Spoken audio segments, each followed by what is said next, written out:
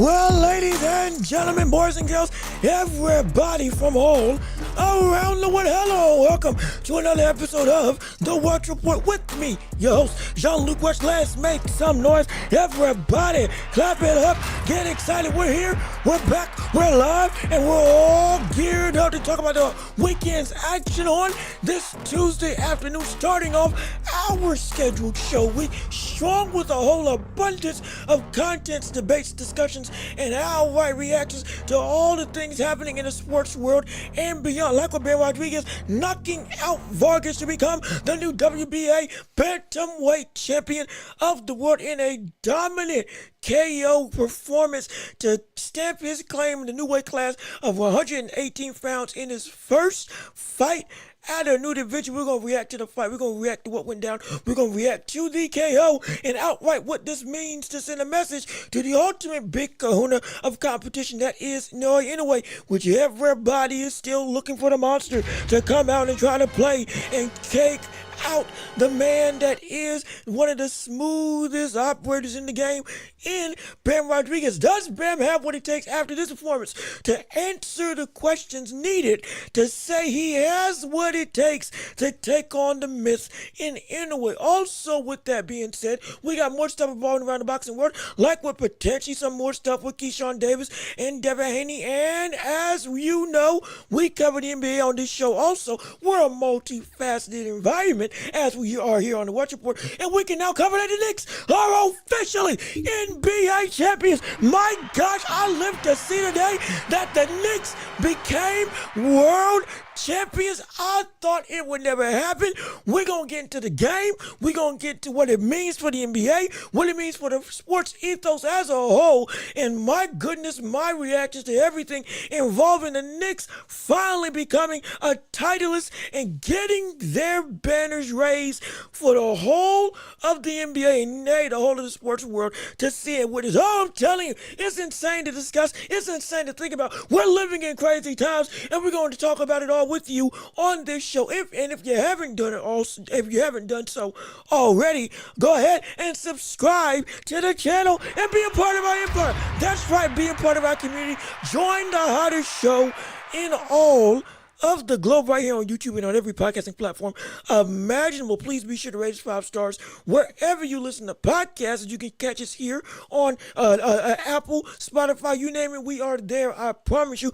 Also be sure to hit the notification bell right here on this channel so you're able to know whenever we post right here on YouTube. You can keep up to date with everything that we got going on this show so you never miss an episode. Also, if you would, please leave a like on the stream. One like makes a world of difference to help us to grow our channel, grow our community, and grow our reach to the masses all around the globe. And it helps us also to get some more revenues to make sure we can make this show better for you. And speaking of revenue, if you want to support the channel and you want to help us to become better, bigger, stronger, and all around a more entertaining show, if you can support the show, because we're funded by viewers like you. We like PBS out here, but for the sports landscape, we got Cash App, PayPal, links down below in the description, as well as Super Chat, Super Gift, stickers, and the like, all of which you can give. Any amount will do. If you can support this channel monetarily, help me to pay the bills and help us to edify the show and make it better and stronger for your viewing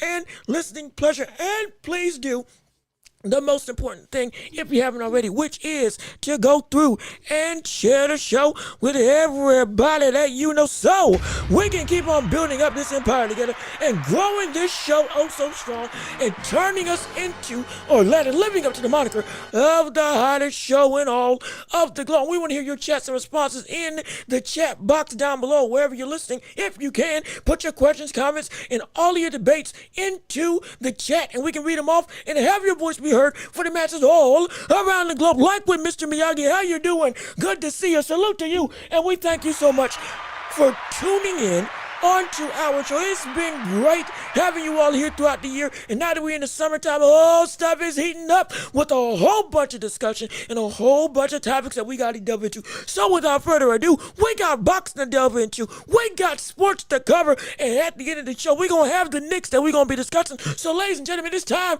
to talk boxing, to talk sports, and it's time to step into the ring. Hey, buddy! Let's get it started. Let's get it popping. Ring the bell. It's time to work. And it's time to shine. As we go into the first topic of discussion on today, which will be Bam Rodriguez and his dominant performance over Varges to become the new bantamweight champion of the world. Oh, yes.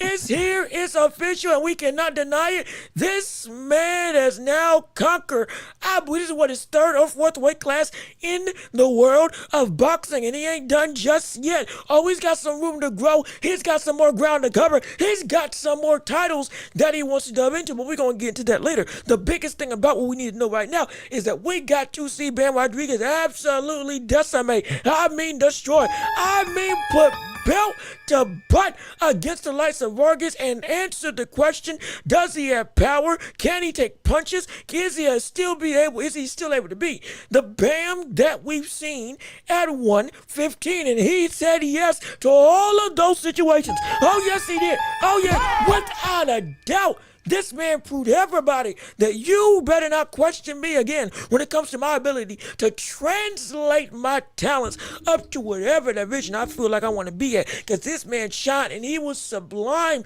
in every facet. He was so smooth. He was so graceful in the ring with his ability to land his combinations at will against the likes of Varges. Took the power of Varges, who, mind you, we even talked about on the show. While Varges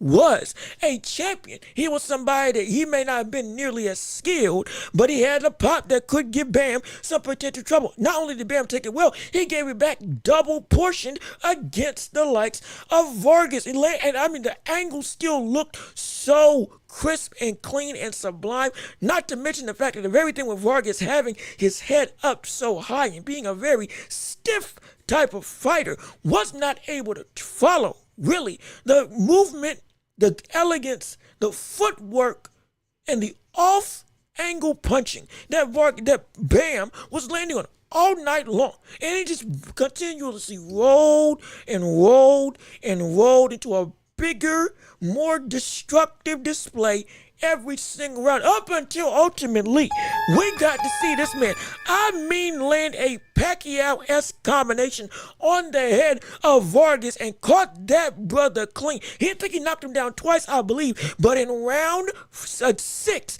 he caught him with a straight left. I mean, that Varges did not see coming, trying to trade with him off of what he thought was a three-punch combination. Bam landed that straight left directly on that chin, and brother, he went down like a sack of potatoes. I mean, this man fell like a bale of hay. I'm serious. It was insane. It was so shocking, but the camera cut couldn't even catch it in the way that we wanted it to because of how essentially immediate it came. It was ridiculous, but it showed the precision and power of one of the best fighters in the world today. All I can say is bravo. I'm gonna be completely honest. All I can say is this man is scary, and all I can say is bravo. I mean, what a performance. What a spectacular. Clap it up. Because this was everything we thought we would see and more when it came to Bam and his ability. But we still got people in the chat, and we're going to read your chats up, like with Mr. Miyagi yet again. Bam really is nice. Man, he more than nice. This man is a solidified pound for pound dominant fighter. He is words almost can't describe what he's able to do, because he does this on a routine basis. Even when it's somebody that should give him some level of potential struggle, he wasn't struggling at all. And by struggle, I mean power in the struggle. And let's be clear before I even continue. Before I even continue with that, I'm in Rhoda. How are you doing? Good to see you. We appreciate you on our live stream today. And you say Bam Varges was competitive in the first round. Oh, no, it was. It was. And again, this was what the story of the fight was. The question was ultimately the shadow, as you can see in the thumbnail. I tried to do a little bit of foreshadowing. The shadow of Noya, in a way, still hangs over the career of Bam. Not in a bad way, but because that is the ultimate collision course. There was a lot of scrutiny going in with Bam Rodriguez when it came to him having a fight that would be bigger, stronger, and potentially more deadly. As Bam moved up to 118, we were concerned his physicality at 115, would it come into question? Would he be able to not just carry punches, but deal with punches? Would he be able to deal with the bigger framework of man that is across the ring to do the same stuff that he's done across his entire career? Will it even work in the same way against these bigger bodies at this division? Because like we saw with Nakatani, when he first stepped up, even though it was against a very rugged brother in Hernandez, everybody was going to say, everybody did say, oh my gosh, this brother may not be all that up here, and he may not be the same type of beast that we once knew when he comes up to this bigger division. This was the concerns for Bam, going up against a tall, tough fighter who on paper looked to be not just the biggest physical task, but something that his height and potential power could be a very dangerous sentiment if some of this technical work that we know Bam can do doesn't translate up here. And he answered all these questions. It was competitive. It was for the first rounds. I think even had one of the judges, one of the unofficial scorecards, had Vargas even win one of the first 2 rounds, which is fair.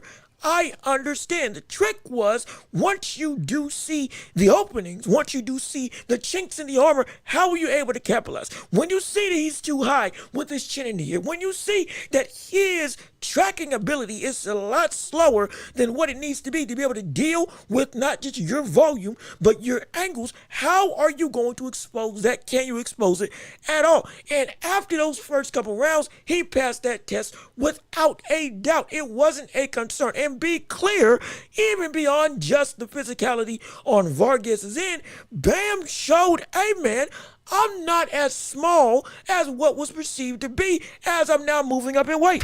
Oh man, yeah, this buddy, he didn't look too small in that ring that night. He did not.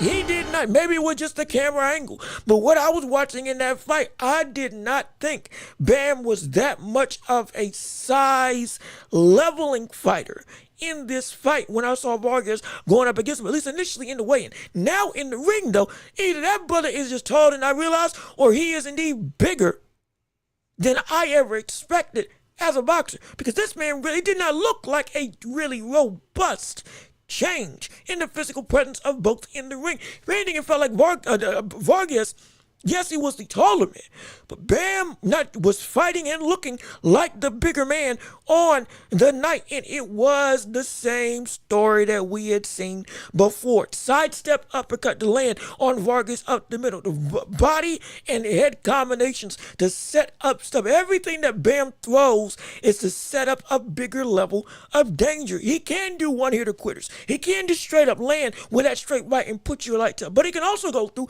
and break windows to the body, get you looking up, the carrots over here, and then boom, now the punch is coming from the other side of the room.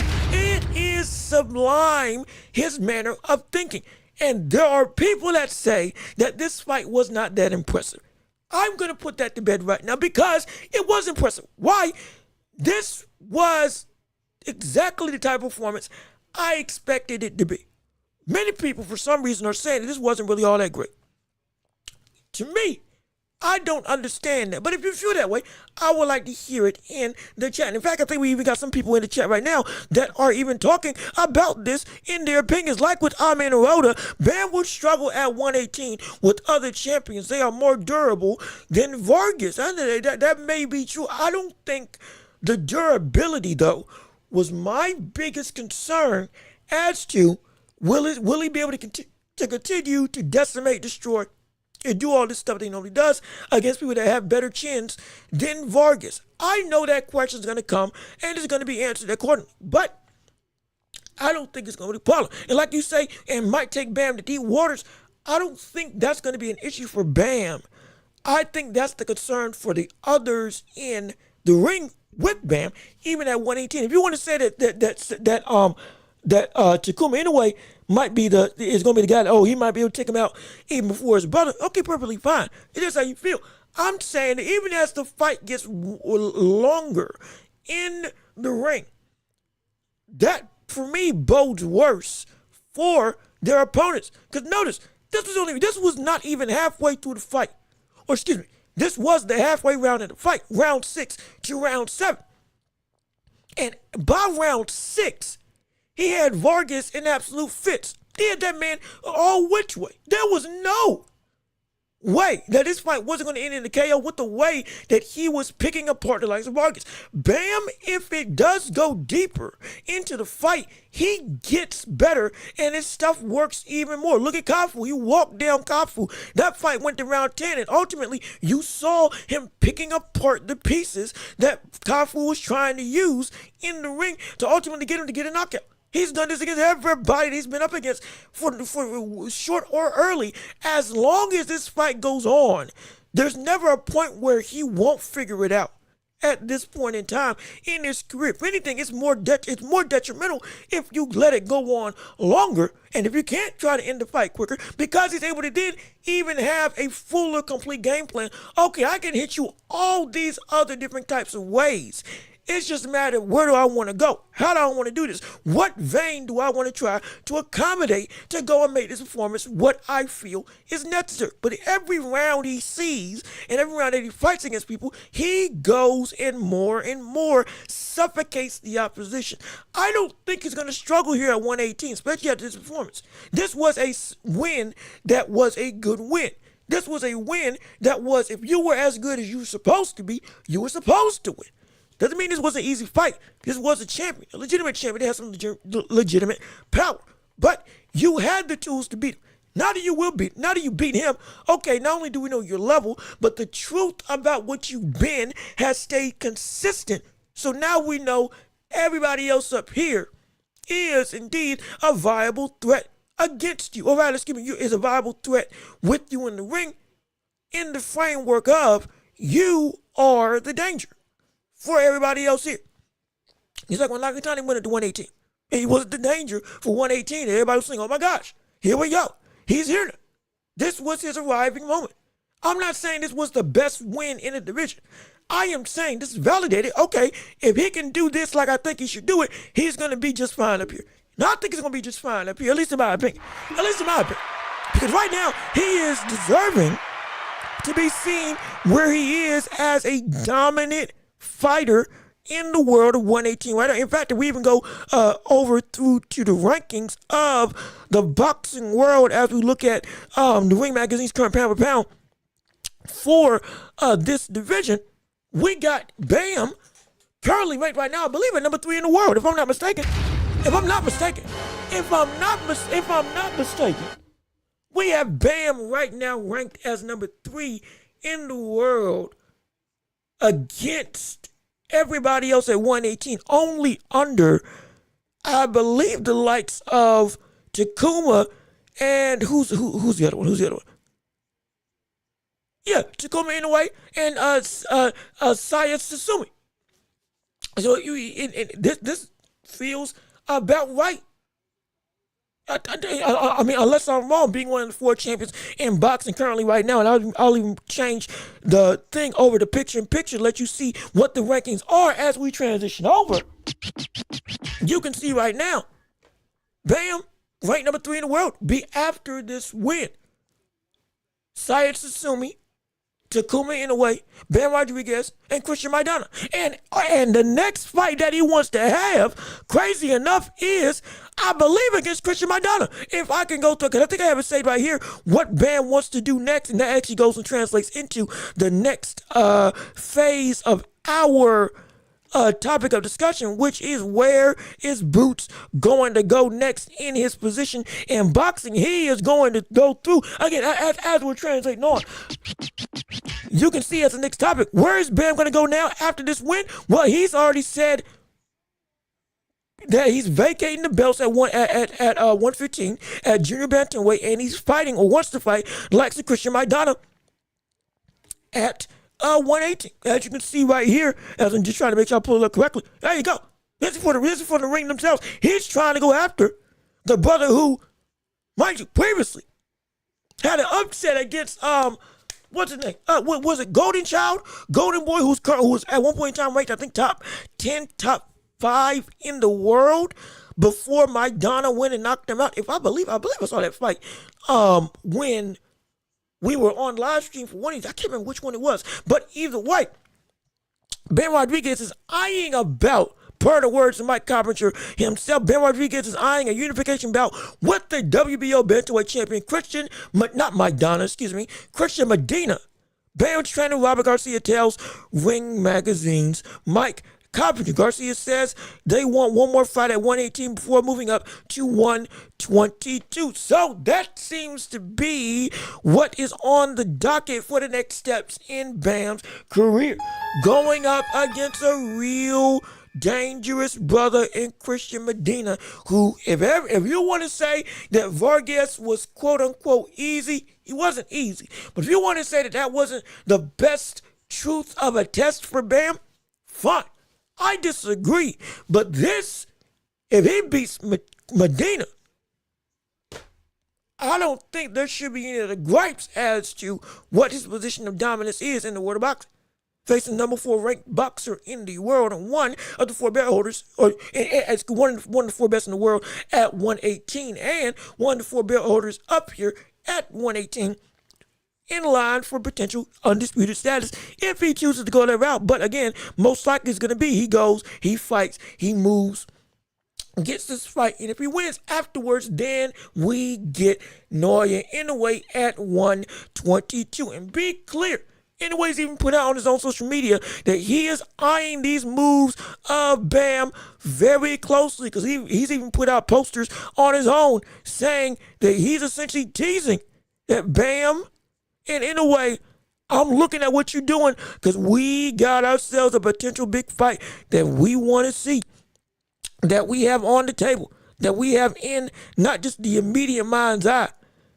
But if you do get this done, we got ourselves a mega fight, a huge mega fight. And I believe, if I'm not mistaken, I believe this was the picture that, or something similar to this, is the picture that Inoue posted on his own social media on Instagram in regards to Bam and him, or him watching his career. Again, I believe this is the picture that Inoue posted afterwards, or something akin to this, when we saw Bam knock out Alexis Vargas. So this is still being a collision course. But the biggest thing is, before this, it looks like Medina is going to be the first step in his career. But let me keep on reading your chats and responses as we're continuing to react to the Bam Rodriguez knockout that he got over Vargas in round 6 to become the new WBA bantamweight champion of the world. Let me see. They don't want Inoue and Bam to fight, because if Bam wins, he'll be a huge flag bearer and receive the torch from Inoue. I mean, I don't think that, well, let me rephrase it. I'm not going to say they're avoiding each other, because the way they've both been moving, I don't think they want to avoid each other. I think they both see this is what we want to see happen. Inoue is waiting on probably Bam to get up to 122 before he ultimately gets that fight as the last fight at 122, win, lose, or draw before he goes up to 126. I believe that's what's going on with him in terms of Inoue. Bam would love to get the fight at 122 now, but most likely the business side is saying I will probably get one more fight. And for him, I'm not mad at him getting one more fight, especially if it can, 1, build interest, and 2, add to his resume, and 3, even make that fight more believable. If he beats Christian Medina, because Medina is a hard customer, if he beats Christian Medina after beating Vargas on the road to facing up against Bam Inoue at 122, that would be, I mean, I don't think there would be any doubts that what few things people may have to say about him, I think they will be lost in the shuffle amongst the louder noise. Okay, this man is the real deal. I've already said he is the real deal. But I'm telling you, every fight is showing me this is not a, this butt ain't normal. This cat is not normal with how he's able to fight. Mind you, this Vargas fight, yes, if you want to say he should have won, he should have won. Perfectly fine. This wasn't just a fight that was so easy. It was a gimme. It was a fight that he was standing toe-to-toe and being completely, I mean, in his element. He didn't look uncomfortable. He didn't look unfazed by stuff that was landing if it didn't land. He didn't look shook up when somebody that should have some at least respectable level power was able to get to him and still did what he normally does. That, moving up at this division, where we know 118, 122, 126, this is where stuff can get really shaky and people can either be made or lost in the framework of boxing and the validation of your talent. And he still showed, yeah, I'm like that. That's impressive to me. That's warranted of some level of respect, at least in my opinion. Let me see. Bam adjustments were perfect. I see why Vargas was in the Olympic season. He has an amateur style. It's all about points. He just couldn't mess with Bam. Yeah, that's the thing. Vargas isn't a bad fighter. I'm not saying he's better than Bam, but he wasn't a bad fighter. But it showed this is the levels to this professional game that we're seeing. Also, let me see. If Inoue wins, he would have beaten two top pound-for-pound fighters back-to-back. That's why we want this fight, because that reality could be so exciting. That reality could be incredible. Imagine if he beat both Inoue and Bam back-to-back in the two fights between this year and next year. Oh, that'd be insane. That would be ridiculous. Let me see. The guys will give him fits at 118. He was supposed to watch, but I mean, he knocked him out. He knocked him out in 6 rounds. I don't know how much more of a wash you need. Like that knockout, it was pretty. That was pretty definitive. That was pretty definitive. Excuse me. I'm sorry. Did I get the title wrong? It wasn't WB. Hey, what was it? What title did Vargas hold? If I got the belt wrong, I do apologize. Let me make sure I got it right. I want to make sure I give you all the correct information on what belt he did win. Beats Bam. No, I'm sorry. Hold on. Bam. Was it not the WBA title? I thought maybe it was WBO. Hold on a second. Let me make sure. Let me look. Let me look at and see. Let me look at and see. I don't want to steer you all wrong in this. Okay, no. Okay, no, yeah, I'm right. I am right. No, he was the WBA. He's a 3 division champ. He nearly became unified at 115. And he took the WBA crown. I had to make sure I had it right. But yeah, he did take the WBA championship from the likes of Vargas in this fight. Bam can compete at 118. He's either going to fight Christian Medina next or anyways. But again, Robert Garcia, Bam's trainer, came out and said they're eyeing Christian Medina as his first fight after Vargas. Then, if he goes after Takuma in a way, cool. If he don't, then it's straight up to 122. Let me see. Vargas is notoriously chinny. Most people exaggerate fighters being chinny, but Vargas is truly chinny. Bam shouldn't be taking those types of shots. And look, with how aggressive Bam was trying to be in this fight, because he was indeed trying to put Vargas out, which again he accomplished and did. He may have been into the same, I don't want to say trap, but into the same mindset that we talked about with Boots before. You know, I would say that Boots, he didn't show defense often in a great way, but it was because most people he didn't care that he was getting hit by because they couldn't really hurt him. It could have been that Bam, he wasn't really fazed by what power Vargas was going to bring to the table, so he could be a little bit more lax defensively. We've seen him. Look at the last fight when he fought against Martinez at 115, the number 1 ranked fighter at that point in time in the Ring magazine. Under him, look at what he did to him. Now, that defense was sublime. We've seen Bam not get hit many times. This looked like he fell into a little bit of the Boots mindset of thinking where, okay, yeah, this buddy, he really can't hurt me. He can't really touch me. I can take some extra risk and get caught with some stuff because I'm not fazed by what's coming back at me in the way that I may have been with other fighters, which could be because of the durability at 118 may just be a lot better for him to be able to handle and digest if he does get caught. So he can be a little bit more reckless than what we've seen. But trust me, if you've been watching Bam's career as a whole, we don't just talk about his offensive display as what makes him so incredible. That defense, okay, it can be something serious.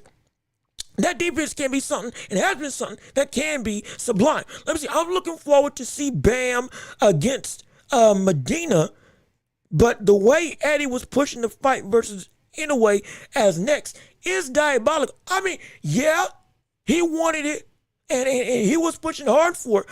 If I wish that it was able to happen that they targeted Takuma in a way instead of Christian Medina, strictly because of the storyline and also what we saw for the last fight with Takuma. I want to see that kind of appetizer to the main course. How do you handle dealing with the coaching and somewhat akin style of the Ultimate Monster in a way and his brother? They don't fight the same way, but they share some similarities in what they do. And the same coach is teaching them and telling them how to beat you. How do you deal with that? And if you can deal with that, that sets up a level of, I'm not going to say expected end, but it sets up some foundation. Oh, okay. This is a semblance, a vague shadow of what that bigger fight could ultimately be. And if he beats him, it sets up a blood feud between you beat my brother. Now I got to get it back for him against you with my belts on the line. I'm angry. I'm mad. I'm frustrated. You said that you're the best. You beat somebody that is my literal kin. I got to get it back in blood. So we running up the table in an 80,000 seat stadium. That's what I want to see. That's me. That's me. That seems like a great story. But again, if he's going after Christian Medina, that's not a bad fight at all to go after, be clear. That's got its own questions to deal with and its own concerns that are going to need to be handled in that fight. But if I could pick, I wish he would fight Takuma.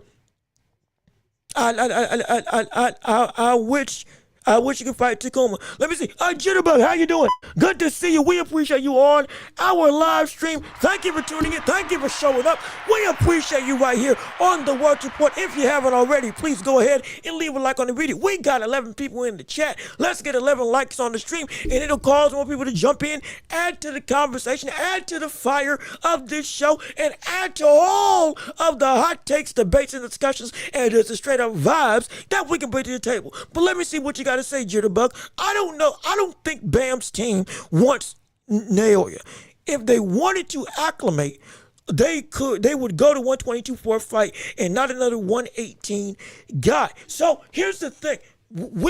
There's a multiplicity of ways that this could go.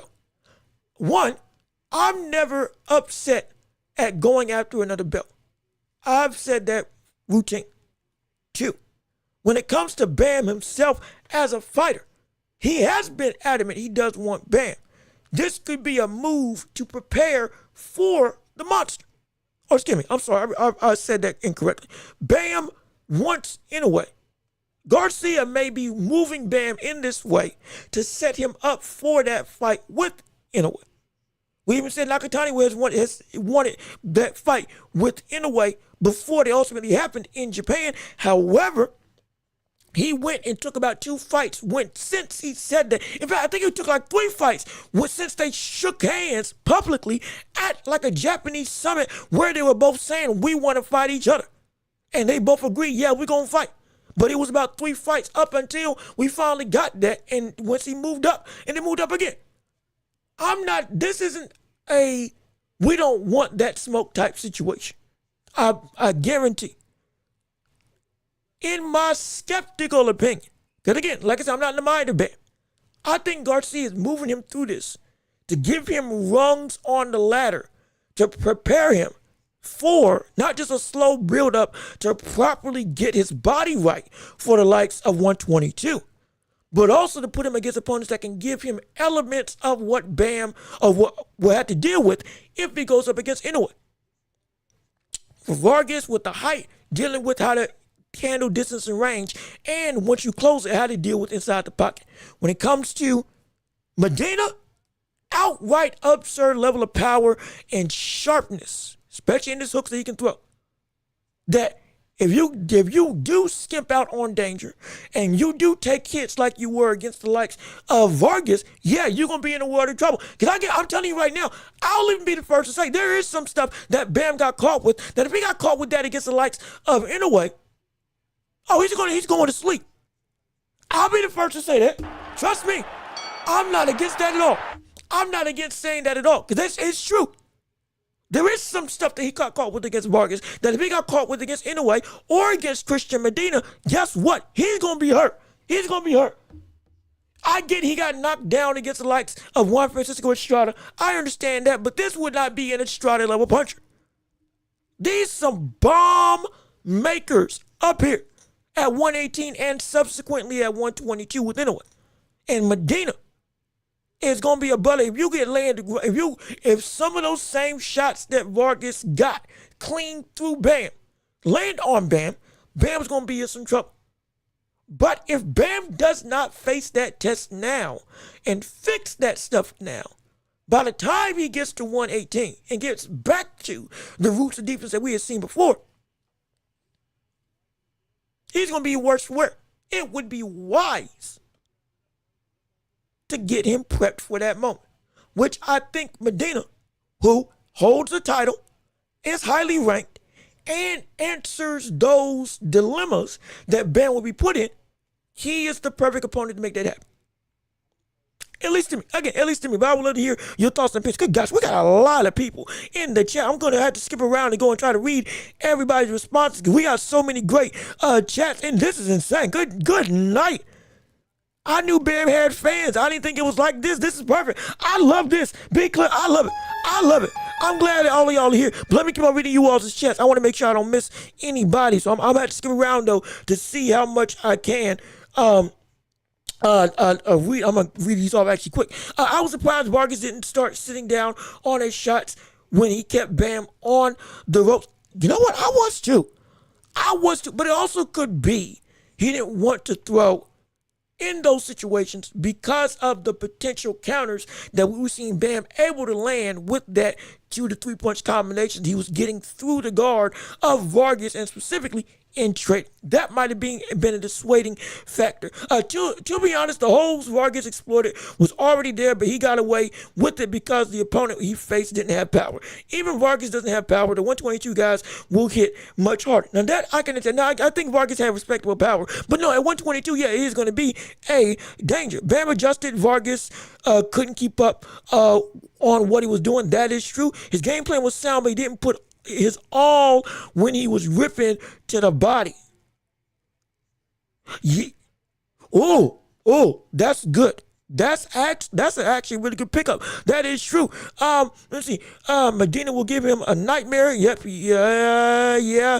He's gonna give him some trouble. No question about that. Inoue did not struggle at 118. He didn't. And again, people are calling this a struggle for Bam. I'm not calling this fight a struggle for Bam. This fight went about how I thought it would go. And this is what I was saying when it came to Bam as a boxer with his performance now. There's some people that are saying that this fight wasn't all that great. And there's some, like me, that are saying this fight is what I expected to be. It was a good win. Whatever side of the fence you fell on, this is why these types of fights are so important. And also it begs another question as to what should this fight have looked like for you to be satisfied with what should have been done. Everybody's got their own different stipulations, different qualms that need to be fixed, different questions that need to be answered for what this fight should have been to make it, okay, yes, this is exactly what should have happened. I thought this stuff got answered for me. But for you, I would love to pose the question, what was it that you didn't like that you saw in this fight that made this underwhelming of what performance you wanted to see to validate, okay, yeah, even against somebody you should have beat, this was everything that needed to happen. I would love to hear your thoughts on it because we got a lot of different opinions, which I love and enjoy. And I can't wait to see what you all have to say. Let me see. Yo, Bentley, how you doing? Good to see you. We appreciate you on our show. So happy that you're joining in with us. Thank you for showing up and showing out. Please keep on liking the stream. Keep on sharing the show. And let's see what you got to say. Bam has no defense. Again, I disagree with that, but his defense could have been better in this fight. Understandable. Inoue sleeps him easy. I do think Inoue beats him. I still don't think it's easy, but I do think that he beats him. Jitterbug, Bam only fights one way. He should have gotten more rounds with Vargas to work on something else, but he only showed that his style has issues versus a chinny guy. I think, well, man, this is what Bam does. He in the multifaceted scope of skills, Bam has been able to hone and find what his style is. Volume, countering, angles, and essentially outthinking. All combined into making stuff look easy and being able just to catch you when you least expect it. It's a perfect, for him, it's a perfect style. I don't think this invalidates his ability, because this was, he knocked him out. He knocked him down twice and knocked him out cold in the sixth, like without any debate. Stop the count. You ain't even going through. They ain't going to continue it. I don't think this was a bad showing of his style. The defense, I'm all for saying it should have been better. I'm all for the more disciplined style of defense that we have seen him have in the past, that I wanted to see show up here, especially with him being at 118 and him having a better, more dangerous opposition of higher weight and physicality going up against him, at least on paper. I wanted to see that. But for me, everything else, I wasn't upset at, because the goal was, I'm trying to put you out. I could at least see that. The goal was, I'm trying to go and end this show. I don't get paid overtime. Granted, it came a little bit sloppier than I expected from an all-around technical perspective on the defensive end. I'll say that. But the end result still showed, yeah, this brother is, he what we thought. He what we thought. Let me see, people really forgot in a way, well, he has a smaller torso, but his weight is in his legs to generate the punching power, much like Manny Pacquiao. Yeah. No, which is true. And speaking of which, they were speaking up with Manny Pacquiao. I didn't even get to bring this up, but I almost forgot to bring this up when talking about Ben Rodriguez. Somebody, I can't remember if this is the dude that is doing it there. Is this the guy that's actually narrating over it? I think it's Justin. I think his name was Justin Goosen. I think Justin Goosen is his name. But on social media, he did kind of a 1-to-1 comparison of some of the things that Bam does in the ring in this fight.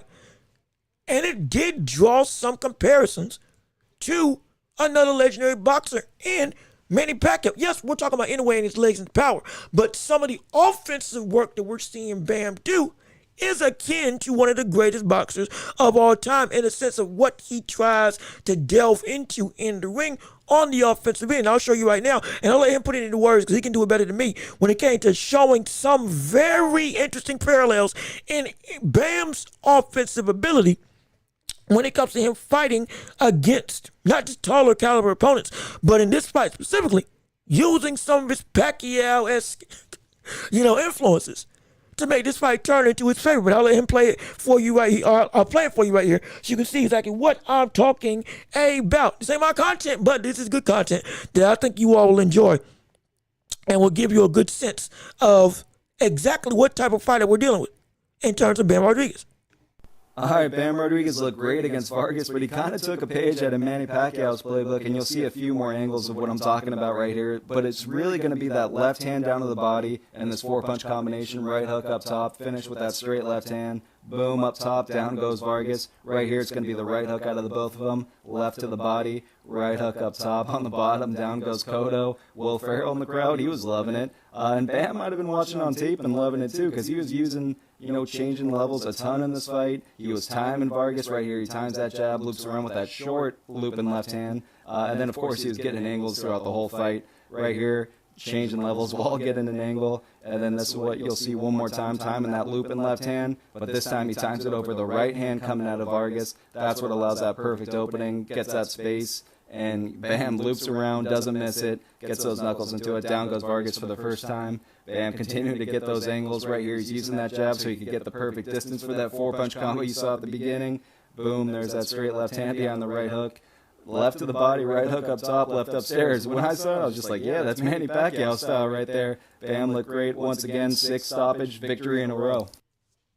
So, again, I let it play in full because I want you to see the whole picture. But this, like what you see with Bam in this fight. That's what was getting me excited. Because I was trying to figure it. I knew this was looking like somebody. And I couldn't figure out who. And this man Goosen, not Joe Goosen, different Goosen. But he kind of summed it up perfectly. There was a little bit of Manny Pacquiao in what we saw in this fight. There's been a little bit of Manny Pacquiao from the standpoint of stylistic combinations that we had seen for his entire career. I just could never put my finger on who the world it was that he had some level of similarity. I'm not talking about as a whole. I am not talking about as a whole. Be clear. I'm talking about influences. And this is a perfect encapsulation of the influence I can never put my finger on. But because he isn't as fast, he isn't as, again, like we say with Inoue or other fighters, or specifically Manny Pacquiao, he isn't as built in the legs to be as explosive.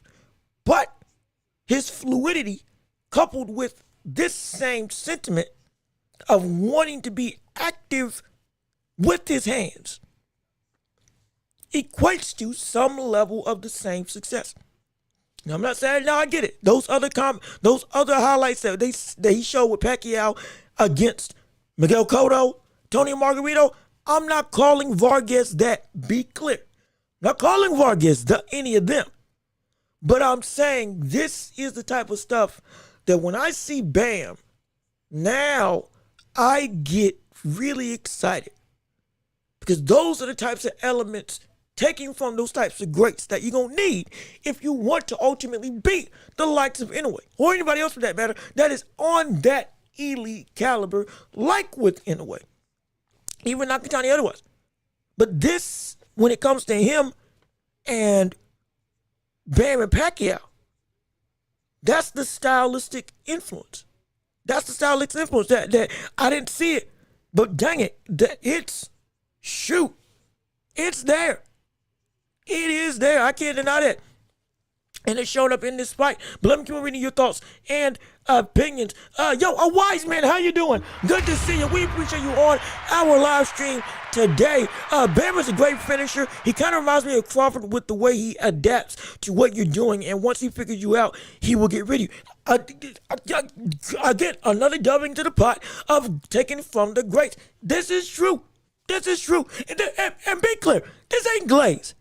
When I try to act like I'm just trying to overly hype up what Bam is, why Bam is, who Bam is, and just saying he's the greatest thing since sliced bread, I'm not doing that. But we're seeing elements of these types of other all-time greats in his game that we're getting not just reminders, but he's turning it into his own thing with those influences. And he's doing it flawlessly.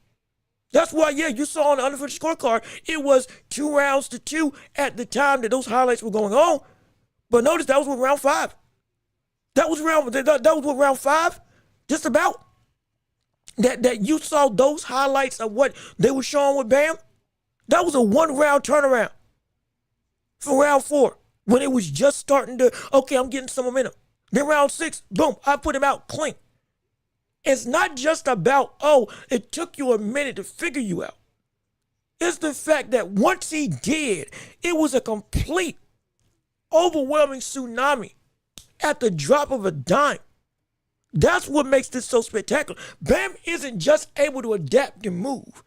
It is the almost abruptness of Bam's adaptations to where he will elevate, and then all of a sudden shoot up immediately to the point that every other close level of work that you had initially gets completely wiped away in such an emphatic and aggressive and abrupt fashion. You're like, what happened? If I showed you, I think all those highlights might have been from 1 round. I think, I could be wrong, but I think most of those highlights came from just about 1 round. The majority of them before the KO. And if we saw that when it was on the unofficial scorecard 2-2, good night. This is what I'm saying, or this is why I said earlier, when Bam understands you, It's done. The adaptations come so quick. Or rather, it may not, no matter how quickly they do come or how slow they do come from the standpoint of Bam being able to change. Once he does change, it goes to a point where, okay, all right, now it's over. Tank, we talk about Tank and his ability to be a slow fighter that builds up over time. He goes and outthinks you first 5 rounds, he'll give stuff up, and then round 6 and on, he'll build the foundation to get the KO, and then round 9 and 10, he'll knock you out. But with Bam, that same process happens, but it happens quicker, and like you can see right now, he was able to end the night. The second he understood, okay, this is what I gotta do. The abruptness, it's like a car stopping in traffic. More like a car hitting a wall. You getting rammed in the chest by the steering wheel. Why? Because that momentum completely shifts in a way that does damage to everything around it because it's so abrupt. That's the spectacular thing with Bam. He's an abrupt changer. He's an abrupt fighter. He is a fighter that once he turns that extra switch or figures you out, it's so immediate as to when he gets you. There's no time to think, oh my gosh, he might be figuring out what I'm able to do. No, I already did. You just don't know it. And then when you do find out, it's too late. You're on the ground. He's insane. He's insane, man. He is insane. Let me see. I get that the promoters in public are unfairly pushing the Inoue fight, but to be honest, the risk is worth the reward. Bam loses nothing by losing the Inoue. Yes. Yeah, he loses nothing. Yeah. Thank you. Nakatani lost nothing when he lost to Inoue. In fact, it showed everybody, okay, but this man is as good as we said he was. It validated what Nakatani was. Because everybody was saying, was he really that good? Then y'all saw the fight, and you were like, oh my gosh, no, he was that good. That was the most we had ever had to see in a way think that hard throughout his career. And dare I say, we had seen the most clear case since Nonita Donaire of somebody winning a round against Naoya Inoue. In that round 8 portion of the fight for Nakatani.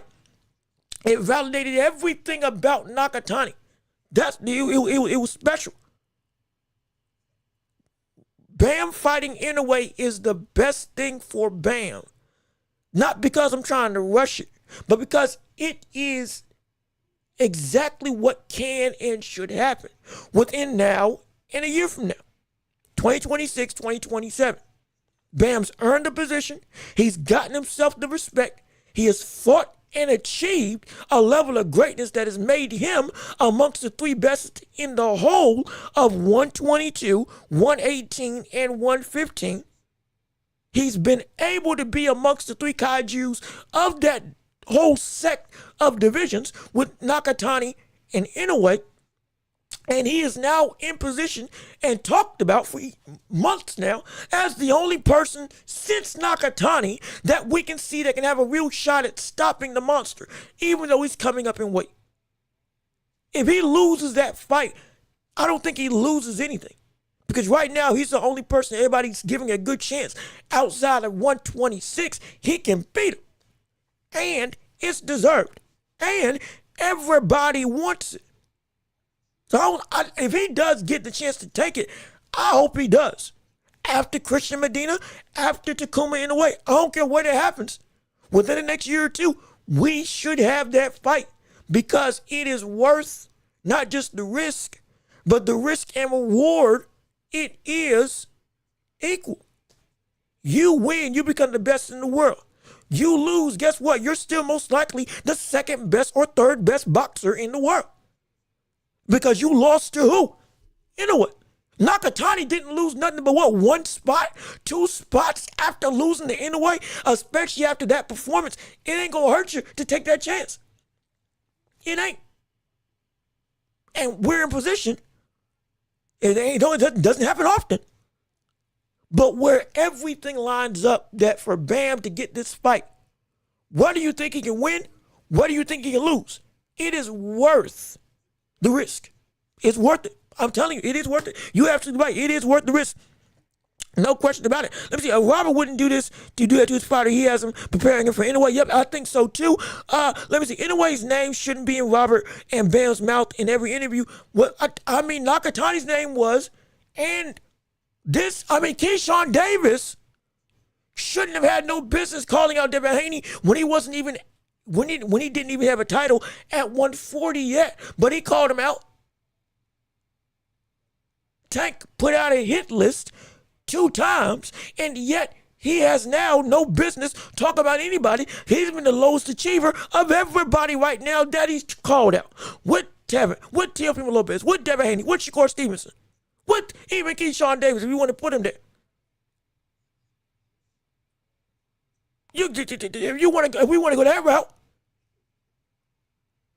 if we really want to go that route, Ryan Garcia, because you caught for PEDs. You ain't got no business still calling out the likes of Devin Haney. Oh my gosh, you still are a cheat if that's how you feel, which I completely understand because he did pop dirt. But we're not holding him against wanting to get that rematch.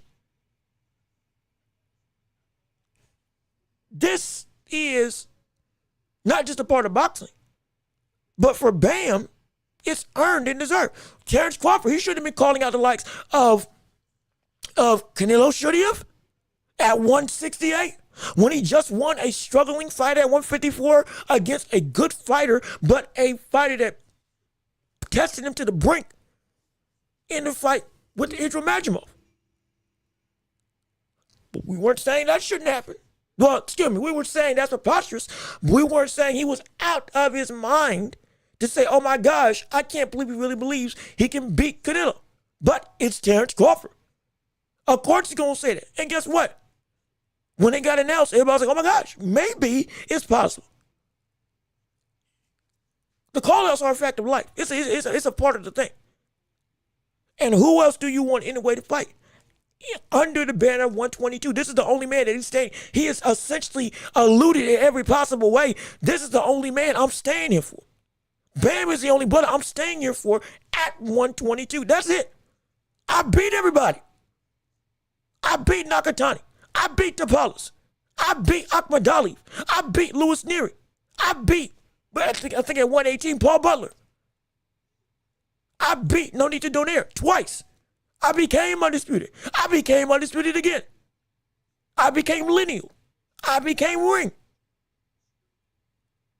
I beat David Allen. Who else? Shushu ain't coming back down here. And Shushu can't beat me if I fought him. Espinosa's at 126. Nick Ball just got beat by Figueroa. At 126, everybody that would be a threat is above me. There's nobody else below me that you can say they can beat me. If you do have somebody in mind, please do bring it to the table. Casemiro, after his knockout against Louis Neary, perfectly fine. If you think that he's got a chance to beat him, cool. Can he really beat him? No. But again, what else is there? Who else is there right now? Because this is the bad part about being king. When you beat not just king in name, but king in action. When you beat everybody else under you, the only people that aren't above you that can have a shot at getting to you are people that are below you that are looking and moving like you. The only man in the majority of all these smaller weight classes and divisions that are moving like Inoue was moving when he was able to look and become the monster and ultimately the myth that we see today is Nakatani, and he beat him. And now, bam, that's the last of that breed of fighter that we have right now that are able to do what a similar thing that we saw Inoue do and show the level of distance between them and everybody else that Inoue showed. Coming up here now at 118. If you think he needs to show more dominance at 118, I'm fine with that, but just know this. This is the last chance anybody's got at 118 to beat Inoue on a even playing field that is potentially feasible.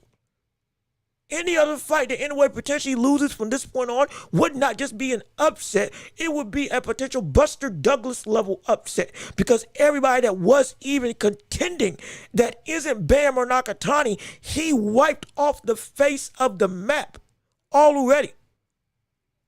That's how big of a bridge it is between him and everybody else right now at any division under 122. Excuse me, under 126, if I'm going to be completely honest. Who else is there? There is nobody else. And this is the plight of the king. Everybody took their shot. Now, I'm wrong. I'm so big, the only way I can fail is on the inside. I'm America. I'm huge. But the biggest way I can fail from the potential perspective is to beat myself. Or somebody gets the upset of the century. And right now, America, we about to beat ourselves. So I'm going to be completely honest. That's a whole other conversation.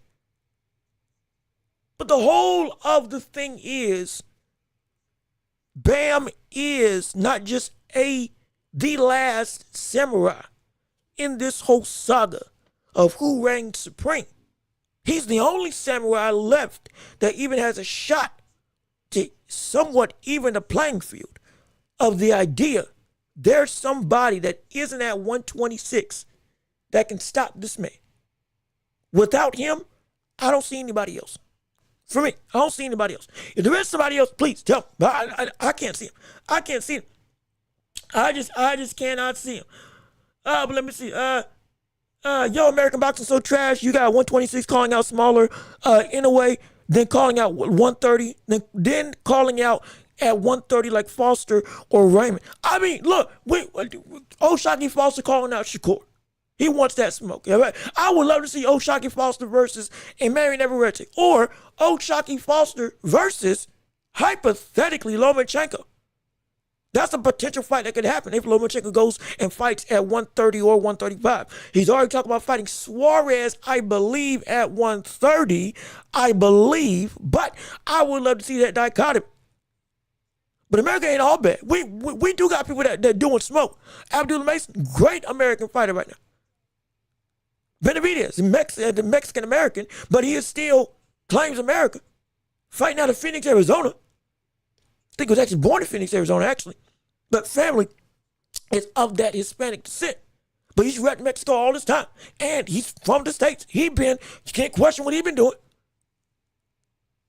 We've had people. Terrence Crawford before that. Sublime. Shushu Carrington at 126, having a phenomenal win. Becoming a champion up here. Great. I wish he would focus on 126, go after Figueroa, go after Espinoza, go after Leo, Go get unified, move yourself through instead of waiting around. But in all actuality, Nick Ball waited around too for Inoue.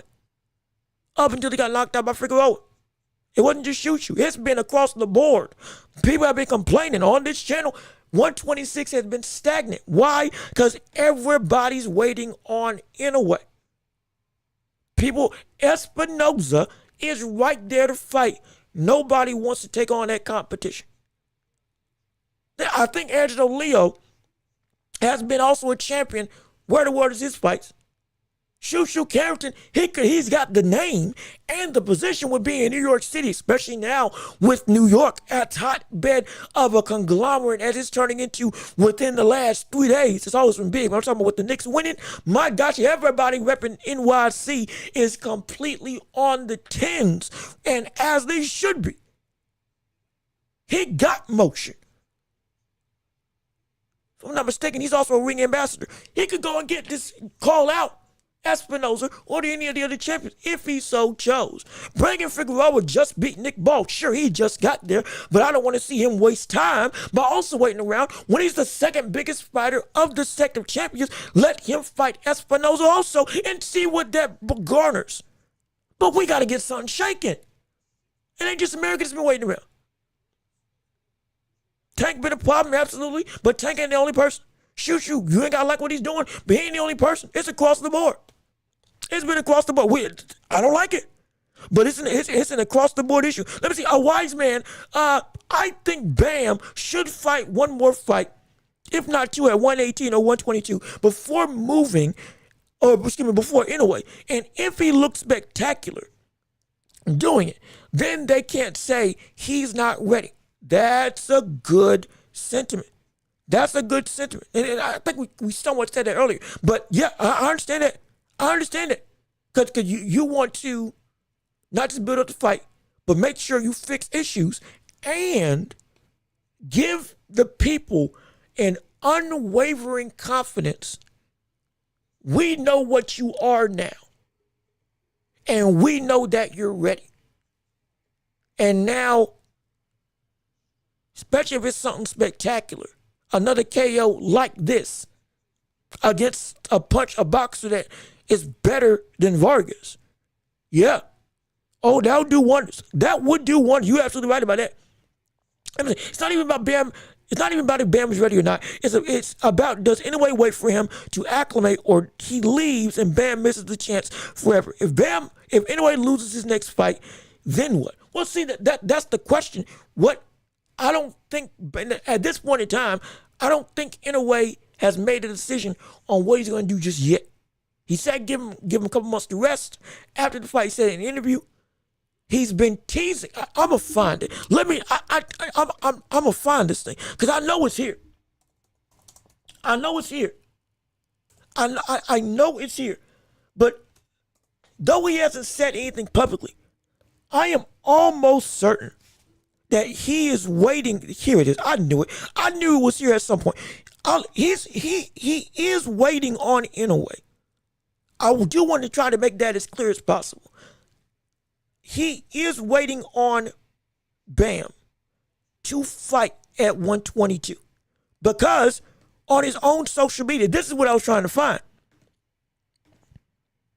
This is Inoue's Instagram hours after, or rather the day after the fight with Vargas. He posted this. This ain't Photoshop.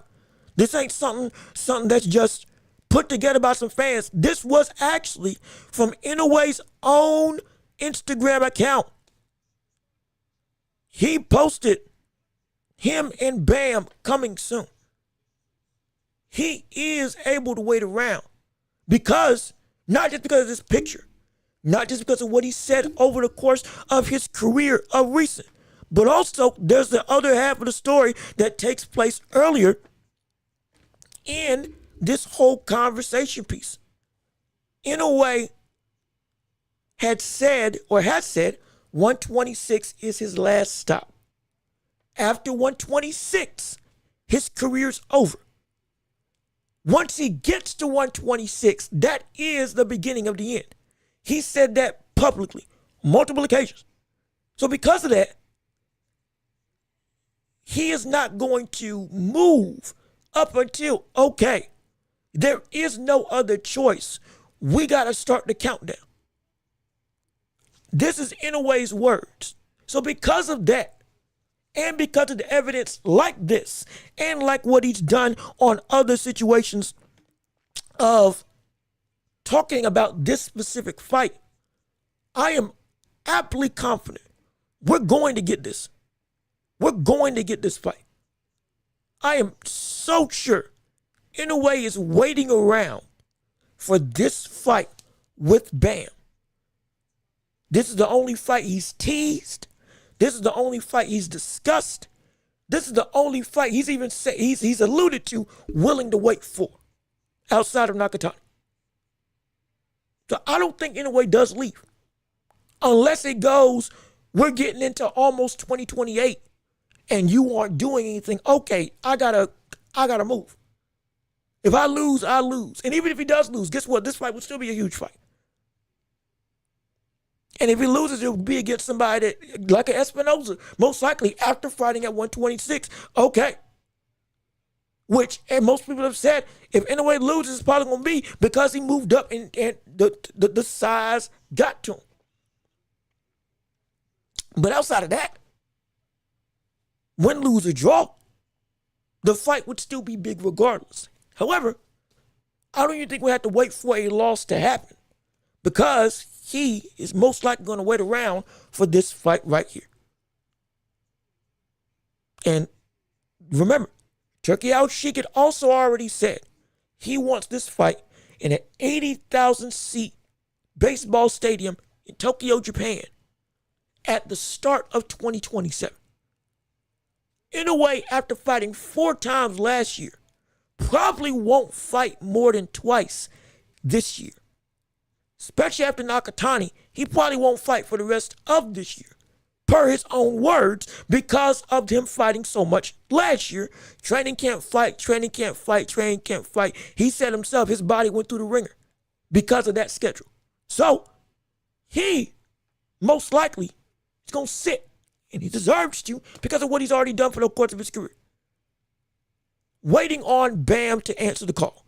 This fight is on Bam. Let's be completely serious. Let's cut the cheese about what this really is about. Let's be completely honest about what all this is when it comes to the world of boxing. This fight, Inoue and Bam, everything. You know what I mean? Everything. Inoue and Bam. Everything hinges on Bam from this point on. Bam winning, great. Bam being dominant, great. Bam getting titles, great. Bam is the controller of whether or not we get this fight, because Bam is the one that has to work his way up. We know Nakatani, Inoue, is not going to move back down. And we know Inoue has said he'll wait. And we also can assume Inoue's not fighting again for the rest of this year, because he already fought twice this year and he's not fighting 4 times. So he has, in his own mind, based on what he said and done, he's reached that player 1 position. Player 2 got to grab the controller and pick his character and get on the screen. Bam is doing so now. But if Bam fails to answer this call, it's going to be Bam's fault. This is not me trying to be aggressive or trying to play favorites. This is the reality of the situation. The same thing happened with Nakatani. Nakatani had to, not only did Inoue have to win, Nakatani had to keep on winning and get up here to get to Inoue. Because Inoue, when I talk about cash cow, Inoue is the literal pinnacle that both Bam and Nakatani said they wanted to reach. He is the goal as much as the titles. Bam is his responsibility. And he's good enough to make that responsibility a reality. But he's got to do it.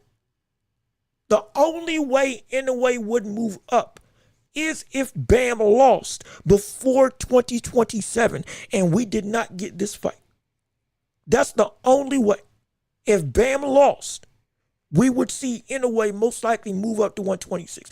Or I dare say he may just get the fight regardless. He made it, because it could be if somebody beat Bam, next thing you know, that's the brother that now is the second best brother that people can have in this division. Or at least the second best brother that we can see they can beat Inoue. Because, oh my gosh, somebody beat the only other competitor. Now, he probably going to fight him. The biggest gist of it, Inoue's probably got one last fight at 122. That's the real crux of all this. Inoue probably has one last fight at 122 before going up to 126 and starting the beginning of the end of his career. If that last fight is Bam at 122, great. But if Bam loses that spot and somebody beats him, they get that last fight, most likely. Because sure, this is still a big deal, but it ultimately is. Inoue's been consistent. I want to fight. I'm going to fight the best out there. Whoever is the dude that's supposed to be that guy, that's who I want to fight. If you lose that spot because you lost to somebody, guess what? I'm fighting the other brother. Not because you still ain't a big name, but you got beat. That's how he's been moving. So it's on him. But I know he's got the ability to keep it going. But it is indeed on him. But let me keep on reading what you got to say. Let me see. Tay, how you doing? Good to see you. We appreciate you on our live stream. We've had so many people coming in. I'm sorry. It's been so many people in the chat. I'm trying to talk to everybody. I really am. So I'm trying to make sure I keep my stuff quicker. I got Junto on the monster stopping Bam. If that's the case, I have no problem. If you feel that way, I got no problem. I got no problem with that. I have no problem with that at all. Because that is a triangle of danger for everybody involved. Bam got hurt to the body each time Varges landed. Medina could crumble him to the body. Yes, he can. Yes, he can. You doggone right he can. You doggone right he can. And see, yep, I love Bam's feints are great. His footwork is phenomenal, but getting caught to the body, Medina is a demonstrative body puncher. And that's gonna be really tested. Again, mind you, he got knocked down. I think he got caught to the body against Francisco Estrada as well. Granted, he knocked him out to the body also. But there's gonna be that basement's gonna be really tested. It better be fortified going up against Christian Medina if that's who you choose to fight. That brother, he can punch your lights out and punch through you. Body and head, it can be dangerous. Let me see, even if his defense was subpar and he got hit too much with people's liking, Bam is still a very talented fighter who legitimately destroyed guys. Yes, absolutely. And again, I'm telling you all, we have seen elite defense from Bam before. We've seen better performances in complete succession from Bam before. Do not let this is this has not been a consistent pattern from me watching Bam with Bam. Bam, oh, he got hit. Oh, he got caught. You're going to get hit and you're going to get caught. I'm talking about what punch is he getting caught with? That's my concern. That's why I was concerned with Bam. That's why I was concerned with Boots. Because what punches Boots was getting caught with was something. I was like, hey, brother, I know you're going to get hit. But these types of shots, I know you should be able to get out the way of.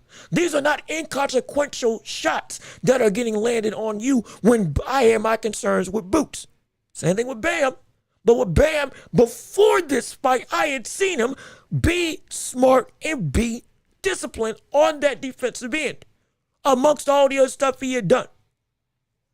But that's the adjustment. Maybe this new division may bring new dimensions. That's why if he does fight a second time, I can understand it. Because if you're going to go and try to fight the monster, you got to make sure you show up everything that you got as a problem and sew it up nice and tight. Because if you don't, you're going to unravel real quick against that type of complete destructive force. So be glad that these holes if you say, I'm not saying they ain't there. Be glad that we're seeing them now. And knowing Bam as a boxer, he will fix them.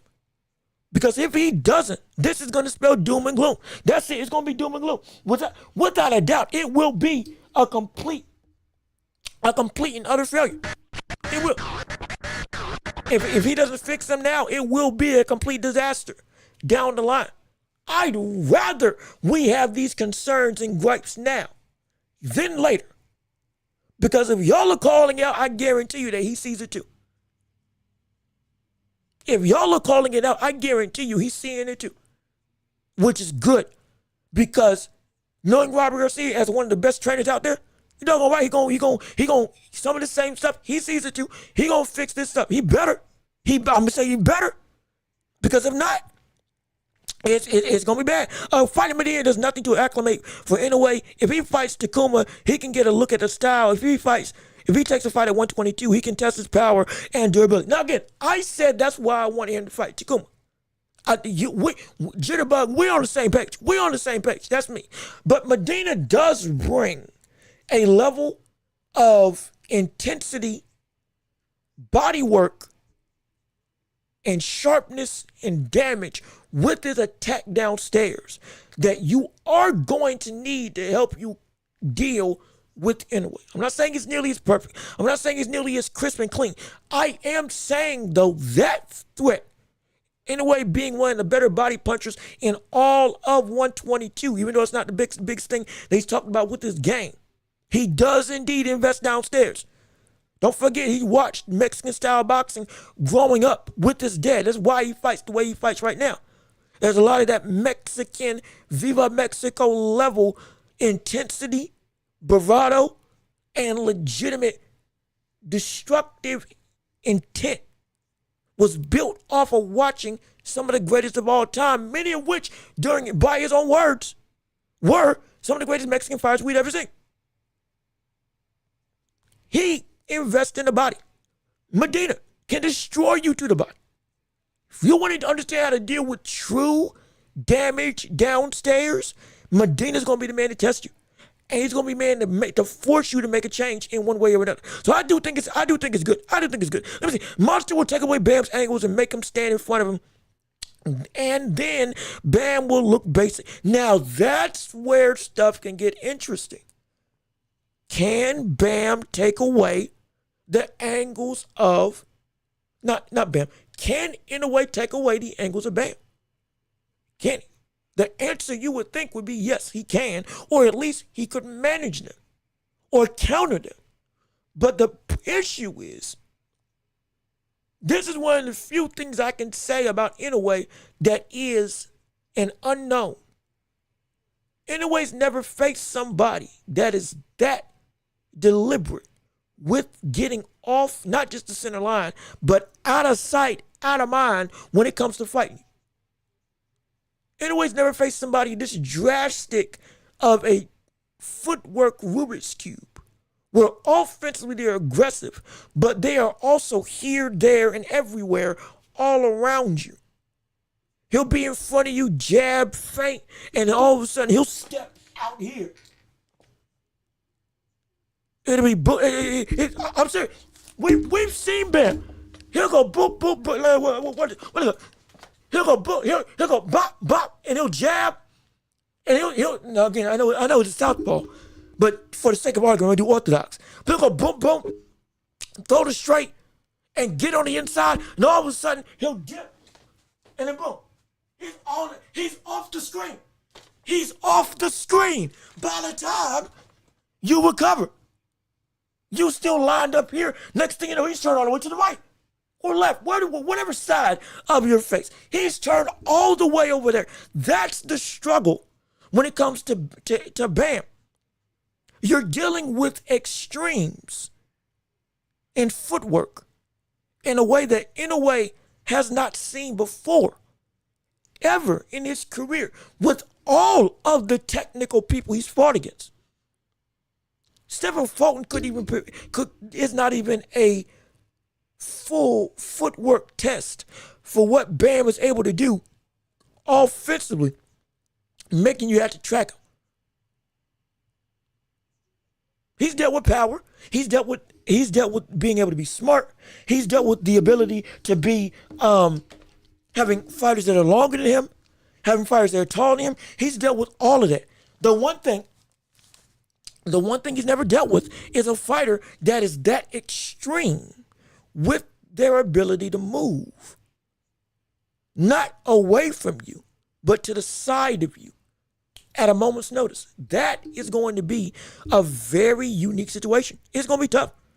It's going to be something he's never seen before. That brings a real wrinkle to this fight. I'm serious. I'm so serious. Let me see.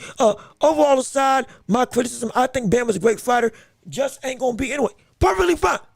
I'm with you. I don't think Bam is gonna be Inoue. At least right now. But he definitely has the best chance out of everybody right now. Let me see. My surprise in this fight was when Varges threw an 8-punch flurry and Bam got stuck in the high guard instead of rolling out to the side. Was shocking. Varges was beating Bam to the jab as well. And these are the things that 118 and these higher weight classes are going to bring about you.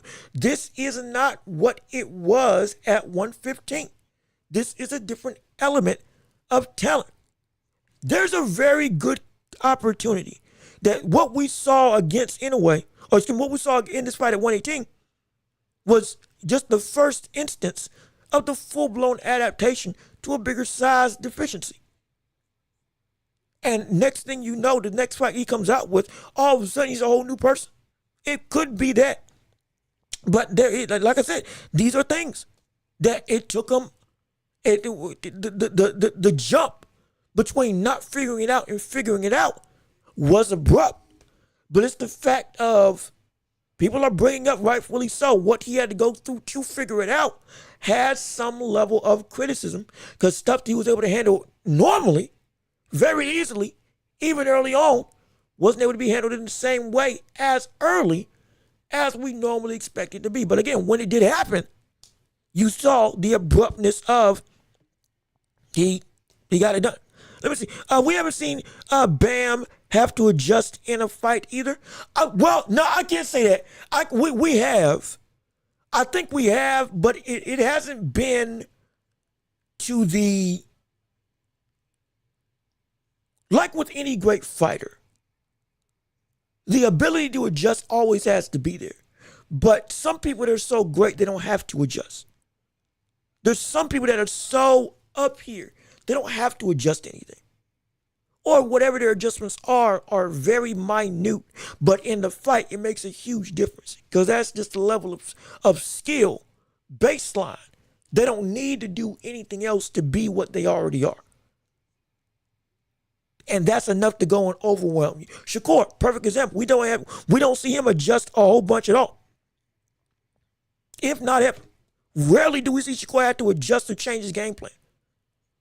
And whatever he comes in with, he's coming out with the same way. He's just that good. There are some fighters, Shakur, Bam, in a way, Benavidez even, Terrence Crawford even. They can adapt, but it's going to take somebody special to make them adapt, because they're so good that their adaptations are either minuscule or not needed at all, because their baseline is so great.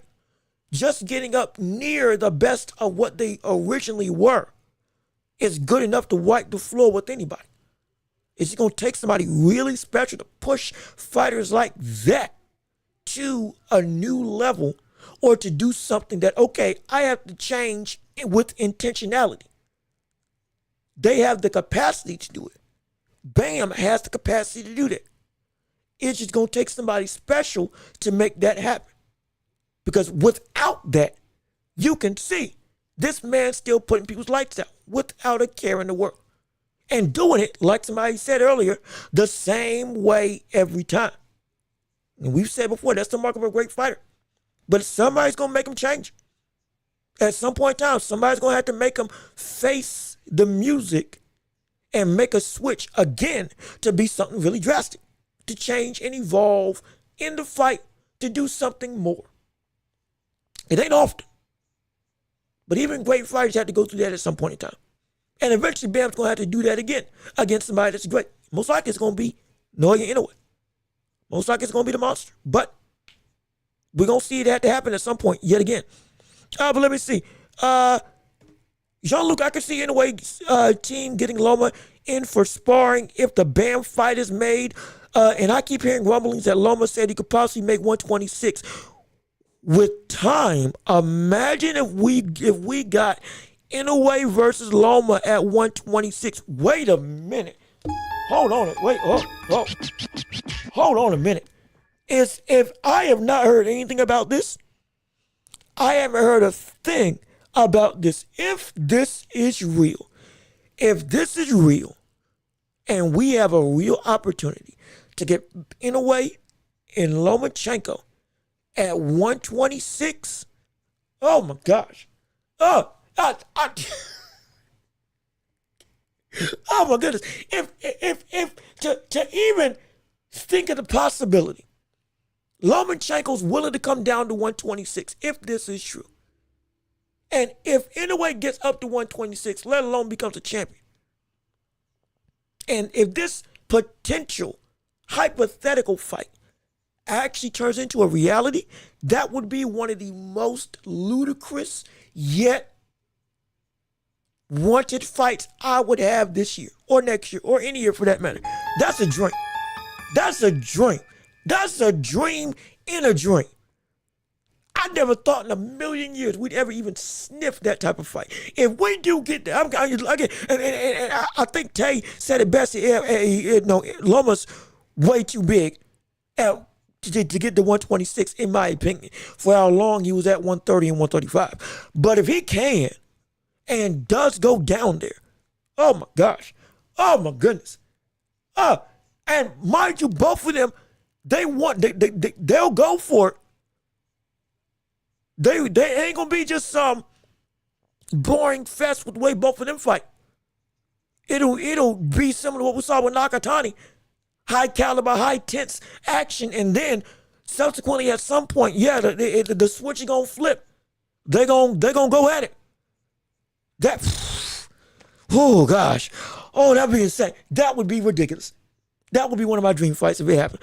Lomachenko versus Inoue at 126, hypothetically, for a championship. That would be a dream. That would be a dream. But most likely it ain't gonna happen. But if it did, it would be preposterous. It would be preposterous to no end. It would be absolutely preposterous. But let me keep on. I gotta skip around because I gotta make sure I still catch everybody. Like with Dale Anderson, how you doing? Good to see you. We appreciate you on our live stream today. Thank you so much for showing up on our show. Please leave a like on the stream if you haven't already. Keep on chatting, keep on commenting, keep on sharing the show with everybody that you know, so we can keep on building up this empire. To get a one like makes a world of difference, and one share gets the masses to see what we got going on right here on the Welch Report. But let me keep on reading. People are really underestimating Inoue again. People don't understand that Inoue is a guy who keeps getting better. And hold on. On my screen, stuff is it might be good on gears. On my screen, it's kind of chipping a little bit. There we go. And he likes Bam, which means he will take him more seriously. All those things are true. But I don't think we're underestimating Inoue for the conversation at hand. The concern right now is Bam being able to compete with Inoue, with the holes that people saw with Varges. People are saying this fight with Varges was very concerning because of the amount of times he was getting hit. Varges' jab working better than we expected. Bam getting on the ropes and not doing what we normally see them do against other opponents. And yes, the knockout still came. And it came emphatically. And the abruptness of the win was what it's Bam. It's expected. But getting to that point has people concerned that maybe Bam at 122 is not going to be what we thought it was. Because at 118, even though it's against a champion, even though it's in the first fight, it's against somebody who, for some people, more than I expected, this win was not the emphatic nature in totality that they expected. And especially against a opponent like Vargas, who again has been knocked out, has been hurt, and all this stuff. There's some, what's the word? There's some, not love lost, but there is some granted concern that has people questioning, is Bam really able to handle not even getting to Inoue within this division, just being able to reign as champion when you look at who now is in front of him, whether it's Christian Medina, whether it's Takuma Inoue, whether it's Saya Sasumi, all those names. I want to say Diego Higa, but I think he retired earlier this year, unless he came out of retirement. But I digress. Bam is concerning for a lot of people because this fight had people saying, hey now, this butt is supposed to be number 2 in the world, and stuff that he shouldn't be struggling with, he's having a little bit of danger against. What's going on? And I understand. So the question isn't necessarily can Bam or is Inoue ready for Bam? Right now it's the other way around.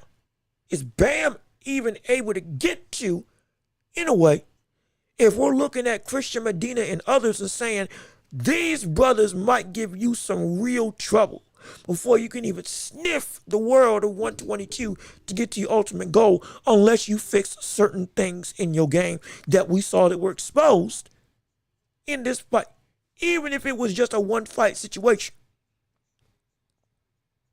What have you done for me lately? Right now, you did a lot, but you left more in the store that you need to go back and grab.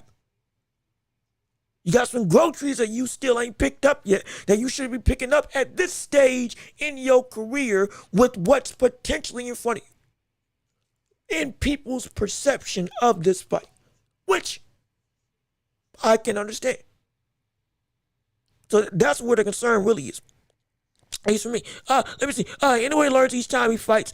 People are saying Inoue doesn't have defense. Like what? Only Inoue has incredible defense. It's underrated. I would agree with that. Inoue does have really good defense. People don't highlight that as much. But again, that's just me. Let me see. Every time the monster fought a threat, he was the aggressor on the front foot. That is true. Or he beat them at their own game, like with Stephen Fulton when he fought on the back foot. Against Akhmadaliev. Against Akhmadaliev, he fought that almost entire fight off the back foot. Sharp viper-like counters, coming in, catching him, and then bouncing around like Ali, jabbing and leaping across the ring, and then skirting by with head movement. He can do both. He really can. That's what makes him a special fighter. Von Greenhill, how you doing? Good to see you. We appreciate you on our live stream today. Bam footwork almost reminds me of a prime Loma in a way. There is the ability to turn and attack that Loma had at its best. Bam definitely took some of that and added it. It's not the same Matrix footwork. It's not the same Matrix level ability. I can say that. It's not the same Matrix. Everything ain't going green with binary code coming behind them. But it is. There is a level of Loma influence. And you can definitely see that Bam has garnered to apply.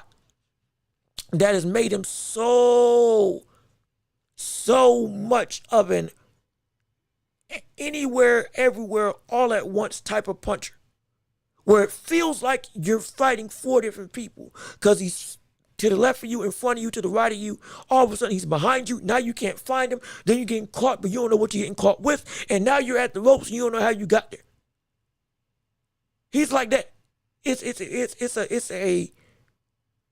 so special. And again, it's not Loma 1-to-1.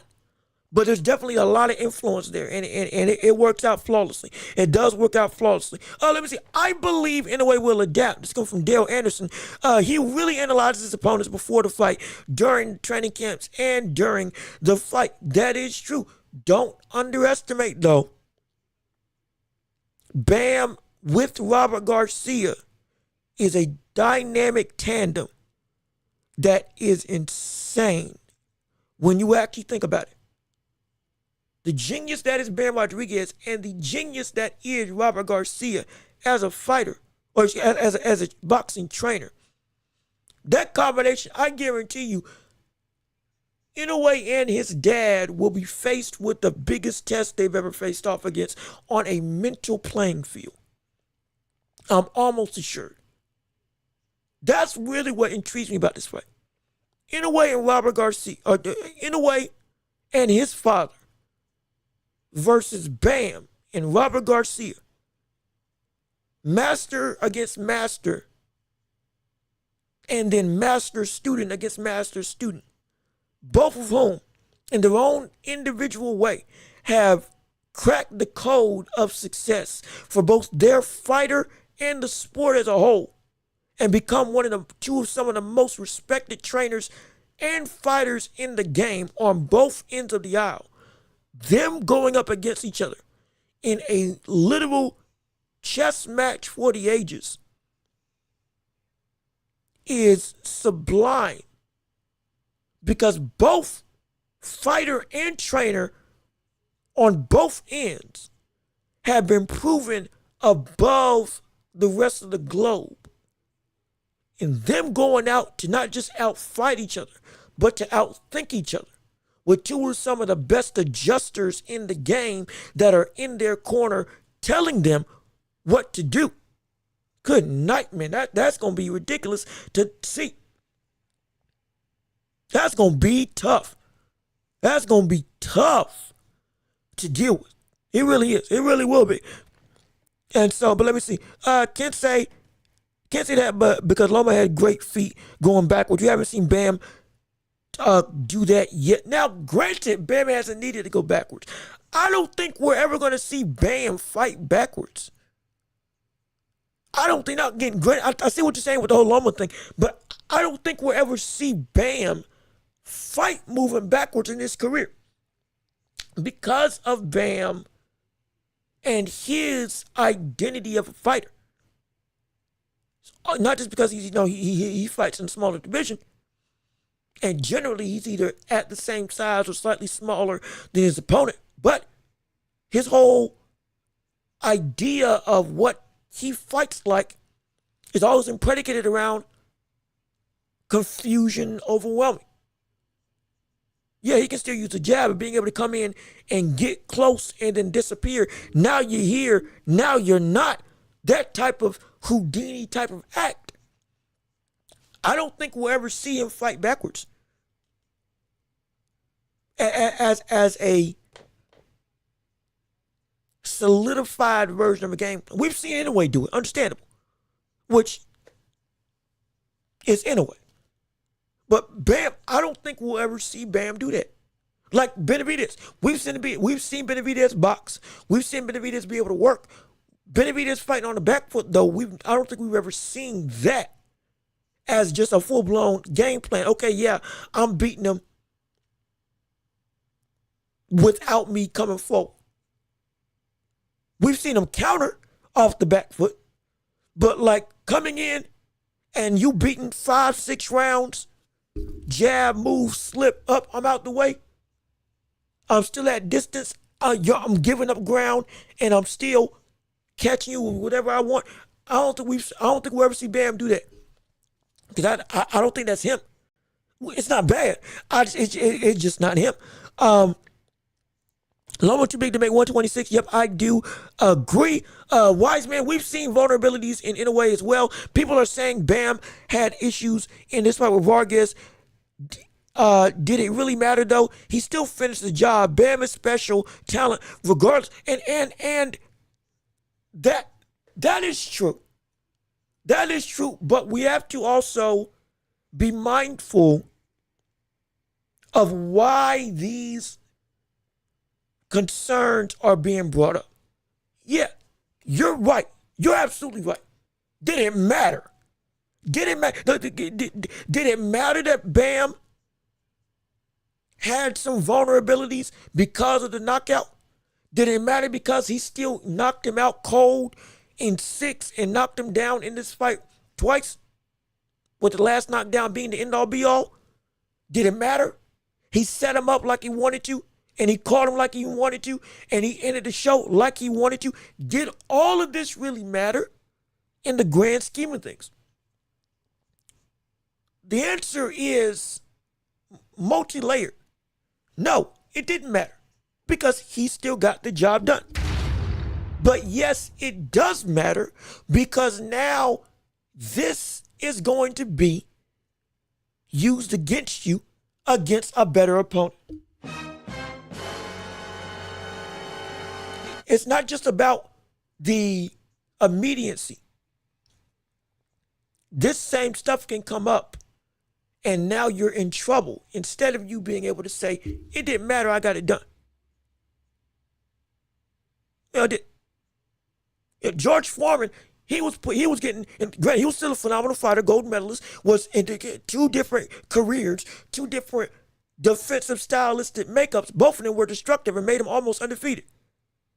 And one of the 5 greatest heavyweights we've ever seen in boxing history. However, some of the vulnerabilities that he had in his younger years, it didn't matter. Why? Because he was George Foreman. Deontay Wilder on steroids, but clean as a whistle. 6'2", 6'3", 240 with the hands, with essentially the hands of death attached to him. Everything he put you, everything he landed with just wilted you into oblivion. Evaporated your existence. That's what George Foreman was. And he had a chin that it didn't matter what you landed on him. Guess what? I'm going to go and run through you. I can empty my gas tank every round. And even if I get tired, it won't matter. Ron Lyle, the elevator fight, one of the greatest heavyweight bouts of complete roller coaster cycles we've ever seen. I think 5 collective knockdowns in total. And George Foreman didn't. This was after Ali. And he still got up and was tired, beat up, hurt, and still put Ron Lyle out. Insane. But guess what? Against most people, it wouldn't matter because it's George Foreman. But the fight before that with Ali, it did matter. The gas tank did run out. Your power and pacing did not make it so that you could just blast your way through the competition. And now somebody that took advantage of that over-aggressiveness and that lack of pacing got the best of you. It ain't everybody, but it's somebody that can have your number if you don't fix certain things. It would not matter against most, but it will matter against one. And because and I use that example with Ali and Foreman, just like I'm using it now with Bam and Inoue. Bam's issues won't matter against the rest of the world, just about. There's a very good likelihood all this stuff of concern that we have against Medina will not matter at all because he'll get Medina out of there. There's a very high likelihood. Everybody else, it will work without fail. There will be no concern, most likely, against everybody else, no matter what vulnerabilities Bam may have, because Bam, he'll get it done. It won't matter. It won't be relevant because of the end outcome with how good he is. However, with Inoue, he's not everybody. He is the somebody. He is the one that this type of concern can be a problem against. Not because we're trying to play favorites, but it's because we've seen him take advantage of these small holes that these fighters have had in their game, that it didn't matter against other opponents. And it didn't matter up until it got to Inoue. And then against Inoue, it mattered more than anything else. Absolutely. That's the concern. It's not about if it can't work against everybody else, because it most likely can. It doesn't matter against anybody until it matters against somebody. And Inoue is that somebody in this equation. That for him, yeah, these are valid concerns. Because the end result was the end result for Vargas. But if he fought that same fight against Inoue, would that end result still be the same with what we said was a problem now? That's the concern. And if the answer is no, it does need to be fixed. It does. Because we're not just talking about anybody. We're talking about somebody in Inoue. And that somebody, one mistake can cost you the fight. One missed opportunity can cost you your greatest chance at victory. We're talking about you need to be at near perfection. Not because of glaze, but because it's the truth. That's what it takes to beat him. Nakatani, if he had fought against anybody else that wasn't Inoue in that fight with Inoue, he would probably beat everybody else. But you got to be as close to the line of perfection as you can. Because Inoue is a different breed. He's a different breed. He is. Even with that's the thing. That's why all of this is very is very poignant because it's going to take almost a perfect fight to be able to beat him. But he can make it happen. It's just going to be difficult. It's going to be very difficult. Medina might force Bam to fight on the back foot. If there was a fight to see if he could do it, it would be this one. If that, because if we, who was the brother? What was his name? What was his name? What was his name? What was his name? Who was that? Christian Medina. Who did he beat? Who did he beat? What was his name? What was his name?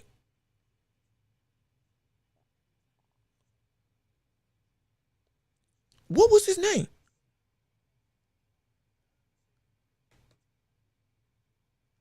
What was it? The fight that he beat? What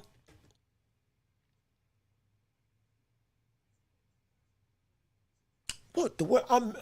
There was a fighter that was pound for pound in top 10 that he beat, and he knocked him out, and it was shocking because Christian Medina, that was the fight that put him on the map. What was his name? It wasn't Takeki, because he knocked out Takeki.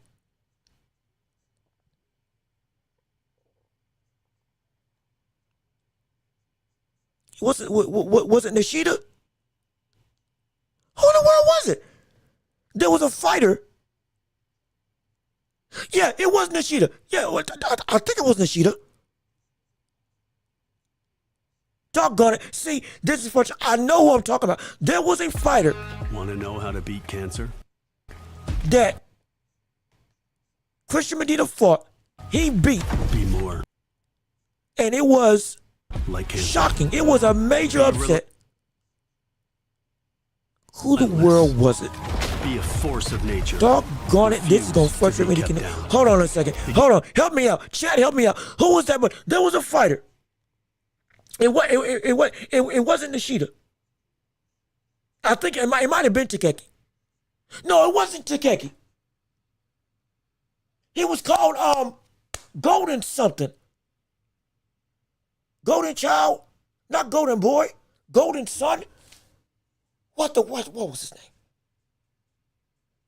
No, that's a different fight. Different fight. I'm sorry. That was a different fight. It was. I think it was a different fight. I think it was Takeki. I take it back. I take it back. It was Takeki. It wasn't the guy I'm thinking of. That he got beat by a different person. But Christian Medina, his coming out breakout thing was him fighting against Takeki. Not Nishida. It was Takeki. And he that's what it was. Christian Medina knocked out Takeki. And what was it? Was it 5 rounds or was it 2 rounds? But he started the downward spiral that we see with Takeki right now, that when Takeki came back, he could never fight the same way. He knocked him out in 4 rounds. That's what it was. He knocked him out in 4 rounds. Christian Medina. And he put Takeki completely on a aggressive spiral that he has now lost his very style of how to fight. And he should not have won the last fight that he won. He shouldn't. It was on the undercard of Inoue versus Nakatani. He should have lost that fight to Yoshiki Takeki. He should have lost that fight because he completely lost himself. Ugh, that's not good. No, It was against Wang. Brothers. When you The work Kang with someone who Wang knows what you need, just when you beat need him in a it. return fight, but he You're should have lost. But if you watch that Yes, fight, sir. it was a complete, Truest. not just a robbery in my estimation, but it showed Christian Medina ruined him because of what he did to him in that fight. The man I was calling the George Foreman of the division, because hands down, uppercuts from every which way, didn't care about getting hit, didn't care about getting caught. George Foreman was more defensive, understandably, but it was straight up, I'm going to be like a tank and completely take you out with every shot because I'm just that much stronger. And Christian Medina put him, not just put him down, had that man in fits while he was destroying him. That is what Bam's going to have to deal with. The man who stopped the ultimate forward pressure fighter and turned him into a lost cause of unfound balance in his own style. You got to be able to fight on the front foot against that, or show that you can fight on the back foot without any problem at all. That's what you got to do. And if Bam can't do that, it's going to be bad. It's going to be bad. It's going to be. And again, Rhoda, thank you so much for the correction. I appreciate it. I appreciate the help. I do appreciate it. I was struggling. I was struggling trying to get my mind correct with what was what. And it tripped me. I got tripped up. I appreciate the help. But Tikeki messed him up, or got messed up by Christian Medina, and he completely lost his style. Bam was going to have to deal with that if he does fight him. And the person who made the most belligerently aggressive man in the division back up, how are you going to deal with that? And Christian Medina, from a size perspective, is very much that man. That's a beast of a dude. It's going to be difficult. It's going to be difficult.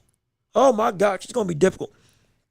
If he does indeed, if he is able to indeed get it done. Let me see. I was watching a live yesterday, and the guy's really saying Inouye's been dropped by lighter punchers than Bam. And that's crazy because Jordan Martinez, who fought in the co-main of Bam's, has sparred both Cardenas and Neary, and said Neary was one of the hardest punchers he's been in the ring with, and that Cardenas has left out of the underworld on I think it's called Zcon or Gcon of Boxing Channel. For those who say that Inoue isn't a great puncher, or he's been dropped by lighter punchers, the full context they're missing. Or it's just clickbait, because it's a bold-faced lie. Inoue getting dropped by Bam, or excuse me, Inoue getting dropped by Cardenas. If you didn't know, Ramon Cardenas fought at 130 before coming down to 122. And every fight he's had outside of Inoue at 122, he's won by knockout. And with Inoue counting, every fight at 122, the opponent has hit the canvas since staying at this division. The knockout against Robles was knockout of the year. Concerned for Robles' health. Hopefully he's okay. And I think he is okay now. But it was destructive. Ridiculous. Louis Neary was consistently touted, and deservedly so, as one of the most feared punchers in all of 122. Heavy hands abounding. Yeah, he got dropped 7 times by Casemiro. Understandable. And even he still said, Inoue had a harder punch than what Casemiro landed on me, because Casemiro took him 7 times to get me down. It took Inoue twice. And the ref didn't even have to count. And other people have talked about Neary's own power. Ahmed Dali, built like a brick house, seen as one of the people that ducked the likes, or that Inoue sees one of the people that Inoue ducked in his career. He, vaunted puncher, yet got outboxed the Kingdom Come, but still caught Inoue flush and had that brother in danger for the last 10 seconds of the fight when he actually landed something. He's been a dangerous opponent for anybody in these divisions for multiple reasons, because he's like that. All of them are like that. The real truth of the matter is just simply People don't want to give the props where props is due. And this isn't me trying to say that everybody's just out against the likes of Inoue. People just want to be disrespectful. This ain't me saying that. But in the real reality of the situation, they're either saying that because they're just trying to get clickbait, or they don't truly understand what the opposition of Inoue has been since he's been here at 122. And they're being disingenuous about what his ability is. Because Inoue has faced off against real killers. He's faced off against real, deathly, scary killers in this division. There's no need to try to say he hasn't fought Smoke, because he's been fighting Smoke. And the Smoke is real. It's real. For real, it is. I don't know why anybody that does feel like it's just been ho-hum, sunshine or lack of sunshine and roses, y'all ain't really that great. Look at the context of how these people's careers have been before they fought Inoue. And you'll see what I'm saying when we say this man's a problem. And these people that he's fought, they are for real major problems. But as we continue on to our show, hold on, let me make sure I'm catching everybody that I can. Let me see. If Inoue trains to Loma, I'm sorry. At that point, it's over because Inoue will absorb the teachings of Loma, even if it's micro teaching. I don't think that would ever happen. Only because Loma is feeling like I can come back down potentially to 126. His words, not mine. I don't know if that'll ever happen. If it did, that would be shoot. Yeah, that would be petrifying. But the likelihood, it won't happen. But if it did, I'd be shocked. Let me see. Even TJ Johanny has one punch power in that division, even though he's older. Yeah, he is old. I'm not saying he's the best at that division, but show enough. And I do mean show enough. That bullet still got some crack. He's still got some pop. We're not talking about ability. We're just talking about straight power. He's faced him. He's faced, and speaking of which, here's the other thing. And mind you, we still got, there's a bunch of stuff we can talk about for this fight in the greater landscape of the boxing world. We spent 2 hours on Bam directly, but there's a lot to talk about with Bam. Understandable. This is the exciting part about boxing. One fight can translate into a cacophony of different layers of conversation. This is really the breakdown of boxing, because one fight can tell a story or set up a story for a multiplicity of things down the line. But the ultimate thing that you need to understand with this fight with Bam, piggybacking off of the Doheny comment, and I want y'all to listen closely. I really do. I really want y'all to listen closely to this, because this is important.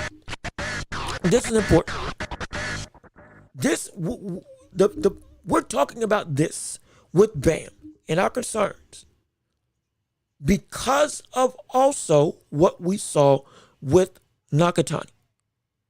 Yes, he fought flawlessly against Inoue and had a great performance. Understandable.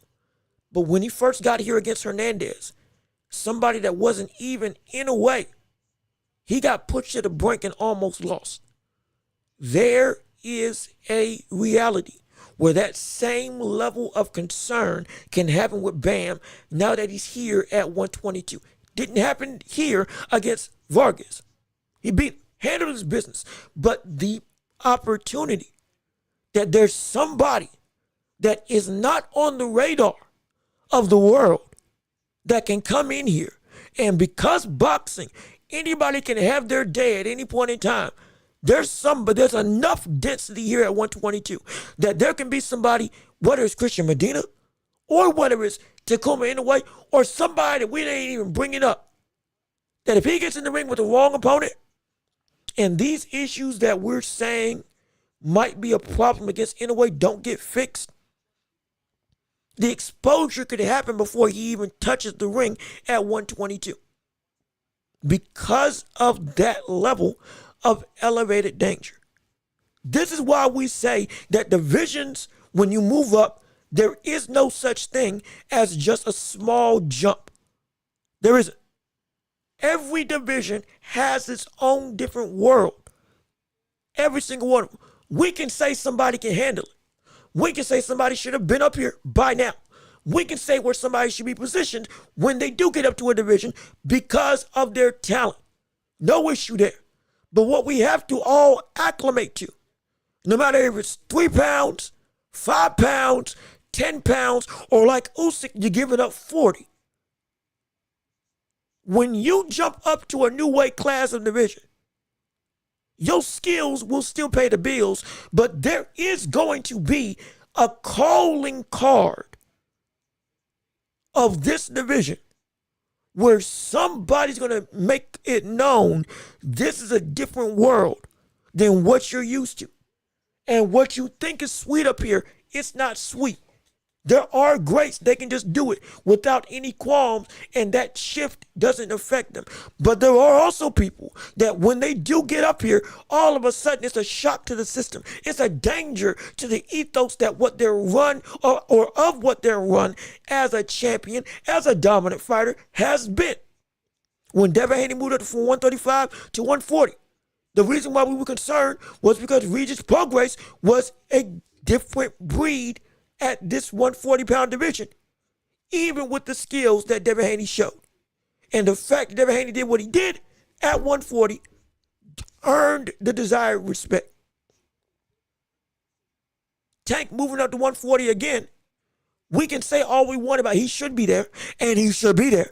We can say all we want how there's competition that he needs to fight, and there is. But we can also understand that when you make this jump, you better believe it's a different level of competition. 154, Boots against Zayas. We can all talk about Boots can win. We can all say that Boots is going to be a coming out party for this fight, for him to go and show the world he is what we said that he is. That's all well and good, and that can absolutely be there. But there is a understood nature that when he fights one of the better fighters at 154, this man could get a shock to the system that he can't recover from, because all of a sudden it is a different world. This is not 147, and this is a position where you can get exposed because you are not fully what you need to be. Because the dogs up here, they ain't just barking, they biting in a way that you ain't used to.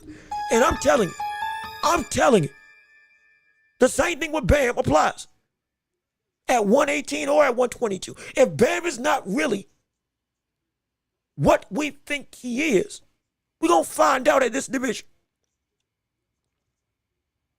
We're going to find out.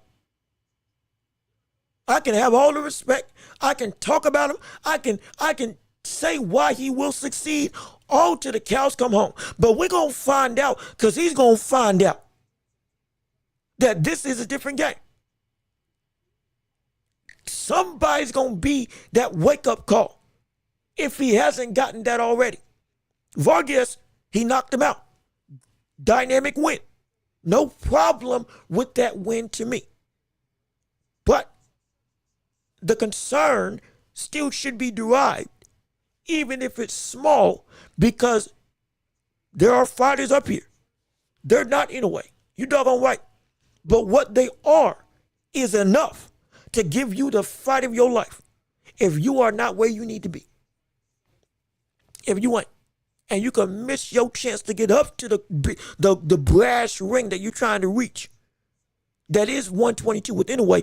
If you fall here at 118 against somebody that, because of the things you did not take attention to after this fight with Vargas, even if you view them as minor concerns, you're going to get potentially upset. And it's entirely possible. It's entirely possible. That fight with Nakatani and Hernandez set the whole makeup for me. I am never going to look at divisions as gimmies for people. I can say they can thrive. I can say they will succeed. I can say that they'll become undisputed. But I'm not going to say it ain't impossible that they can get beat. Even if I say publicly, I don't think anybody can beat them. Trust me. That's me saying that I think they're as good as they are. But I know there can be people that they can bring a style. It ain't in any way. It is crude. It's rude. It's rough. It's tough. It's uncouth. It is disheveled. Ain't nowhere close to polished. But my gosh, it has you looking at death in the face, because you're saying, how in the world am I in this type of fight? There are multiple fighters like that are at 118. That if he ain't careful, I don't care if it's Medina, Takuma, Satsumi, or anybody else under the sun. This should draw some concern or some respect that should be had for this division. And this is why Bam is getting the type of talking about nature from everybody else regarding this fight, because we know. You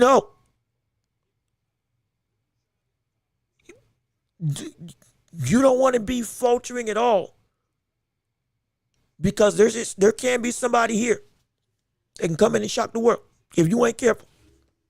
And just like we had with Nakatani, we gotta have that same level of respect and fear for the likes of Bam. Respect for his skills, but fear that this brother, if there are certain things in a nearly flawless game plan, if he doesn't fix it, it ain't gotta be Bam that fights you and beats you. It can be somebody else. It can. It absolutely can. I'm so serious. Let me see. They say risk versus reward, but Inoue brings the risk and reward if Bam beats Inoue. No one would poo-poo that win, and even if he lost, you would get money. These divisions have never seen in history. That goes back to the other point that I said about this fight's worth it. That's why I said this fight's worth it. There is the biggest payday in your career. There's the biggest payday one of the biggest paydays in boxing. Boots is already on record talking about, I'm the face of this division. And we're going to talk about Boots more tomorrow afternoon. Same time, Thursday afternoon, same time, same place, same channel. We're going to have more time to talk about the stuff that Boots has said on his run for Zayas. But him saying that he's the cash cow pales in comparison to what Bam and Inoue would make for that cash cow, one of the four faces in boxing. This is a earned and deserved potential opportunity that Bam would be a fool to not take this fight by next year. And I think this is the plan, to take the fight by next year, because it'd be worth it. To me, it would be absolutely worth it. But before we continue, we still want to make sure we talk about your opinions and thoughts on the matter in the world of boxing. So we're going to transition over into the world of the championship rounds really quickly, because we've kind of went a little bit over time of when we were supposed to switch gears. So ladies and gentlemen, let's go into it right now, and let's have your voice be seen and heard for the masses to hear all across the globe. It's time to step into the ring, and it's time for the championship rounds. Let's get it started. Let's get it popping. Let's get it going, and let's have ourselves a great finish to the show. We got 30 minutes to an hour to discuss anything and everything in the realm of boxing and beyond, sports and entertainment. We want to hear from you on any metric of talent, conversation, and debates and discussion in the world of boxing. We are more than just a boxing channel, though today's episode was predominantly boxing. And Bam, we got to talk about the world of the rest of the sports landscape. Listen, are you going to watch Collazo this Saturday? Wait a second. I did not think Collazo was fighting this Saturday. I have something scheduled, and I might have to watch the rerun of said fight and not necessarily watch it live, because I got some stuff I got to do. We got some stuff we got to handle around the world of the Welch name. Hey, we got to do some things, but we will probably be covering, unless something drastically shakes up That'll probably be one of the topics, unless something just completely blows that fight out the water, and then we got drama everywhere, and we're gonna have to discuss it. But I might not be able to catch it live. But I probably will be able to see the reruns once I handle my stuff on my end of the spectrum, and probably still be able to discuss it. Let me see. Jean-Luc, Daryl Anderson. Hey, Gene, did you see Justin versus Taporia fight? Look, sadly, I got to watch some of the. No, actually, I got to see most of the big fights that happened over the course of this weekend. Now, granted, between the Knicks winning the title, Bam and Varges, and the UFC, there was a lot of stuff going on. I did get to see Justin Gaethje absolutely decimate Ilia Topuria. I'm telling you right now, one of the most drastic shocks I saw in the world of the UFC, the White Household situation, that's a whole other can of worms I can delve into. Especially with a Hotik who knocked out Derek Lewis. But after that interview, one of the worst things I'd ever seen. Despicable and disgusting. And completely took away your win and just was uncalled for in every sense of the word. Drastically disrespectful. But the main event, Topuria versus Justin. But at Topuria, I thought he was going to knock Justin out within 3 rounds. 3. Full stop. Topuria was supposed to, in my opinion, destroy Justin and take him out to pasture. I'm talking about Old Yeller, that man, just like he did against Charles Oliveira. I'm boom, boom, you out. 2 hooks and you done. I did not expect in the slightest to see Ilia Topuria swelled up like a puffer fish in the corner. Almost got the doctor should have stopped the fight the first time. He got waved off by another doctor. Even though it was warranted, yeah, man, this brother, he can't see. And then finally the fight got stopped, I believe, at the end of round 4. Or at the end at going into round 4, excuse me. But like, it was a massacre. It was a massacre. Ilia Topuria had no answer. In the clinch on the inside, getting caught with uppercuts and just getting jabbed to Kingdom Come. Could not set up any countered offense. Kept missing his own uppercut they was trying to land on Gaethje and just had no answer. Had no answer. I had never seen Topuria that much outclassed. I never thought Justin would be the man to be the one to outclass him in all situations. I mean, my gosh, completely shook me up. Credit to Justin. Credit to Justin. There's nothing. There's no ill-gotten will or ill-gotten wins. There's no falsehoods in this whole situation. This brother legitimately just got beat.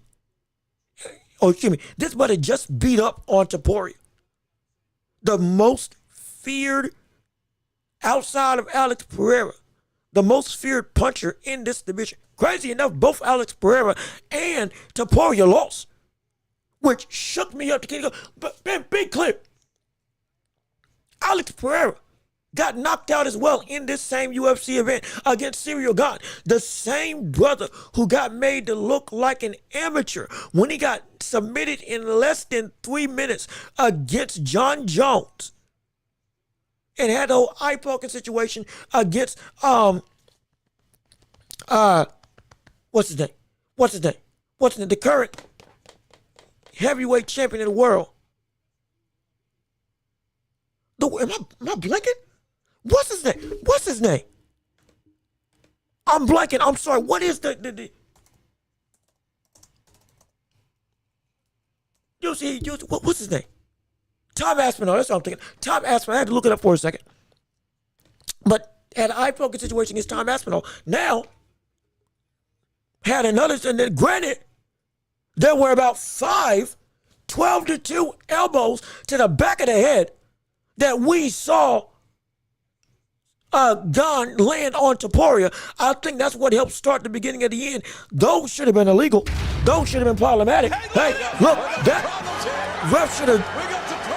That should have been a point deduction, or at least give Alex Pereira 5 minutes to recover because there were 5 12-2 elbows that should not have happened to the back of the head of Alex Pereira when Pereira was on the ground. That was not right. But either way, the shot that got him down, though, wasn't the 12-2. It was the jab. And we had seen Pereira spar against other boxers before, and people were saying, oh my gosh, look at him handling his business. And this is the problem. Cyril Gane is one of the better strikers. Dare I say the closest thing you got to a real out-and-out boxer that the heavyweight division has to offer from a feet standpoint. And Pereira had no ability to do anything with it. Could it have been the extra weight? Could it have been that he's too heavy to be what he wanted to be? Or could it have been that not only is Cyril Gane too big, but striking-wise, he's just too good for Pereira to have been able to deal with? And he might need to go back down to 205. There's no shame. That's just where you belong. Does he try to run it back? I don't know. I just know that Gane, outside of those elbows, outside of the elbows, he beat him. He beat him. Take away the elbows, he still beat. And probably would have still beaten Alex Pereira. He was too fast. He was too untelegraphed that Pereira couldn't see where to counter with that short left hook that he loves to throw. There was no hitch that Pereira could catch to go and try to land. It was done. And when that jab came out, everything, boom, from the shoulder. The shoulder didn't even move. It was just straight up bop. Punched through him, at him, and Pereira's head completely went to the side. Crumpled like a sack of bricks. And it started beginning at the end. He earned that win. Elbows aside, because we understand. And it showed y'all, Cyril Gane, he's still, there's a lot of stuff that goes against him. And I completely understand. That brother's still a problem. He's still a problem, boy. He's still a problem. He's still a problem. He is still a problem.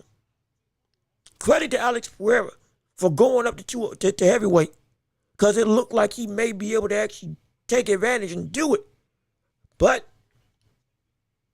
take another crack at the bat to go back down. But either way, it's been, in fact, I don't think any one of the favorites, or these fan favorites that wanted to won the fight outside of Sean O'Malley, they had a little walk-off salute knockout, which crazy enough actually looked pretty dope. But I think every fan favorite lost, or most of the fan favorites on the main card, they lost. I was shocked. I really was shocked, man. I'm so serious. But let me see. Alex got knocked down from a jab.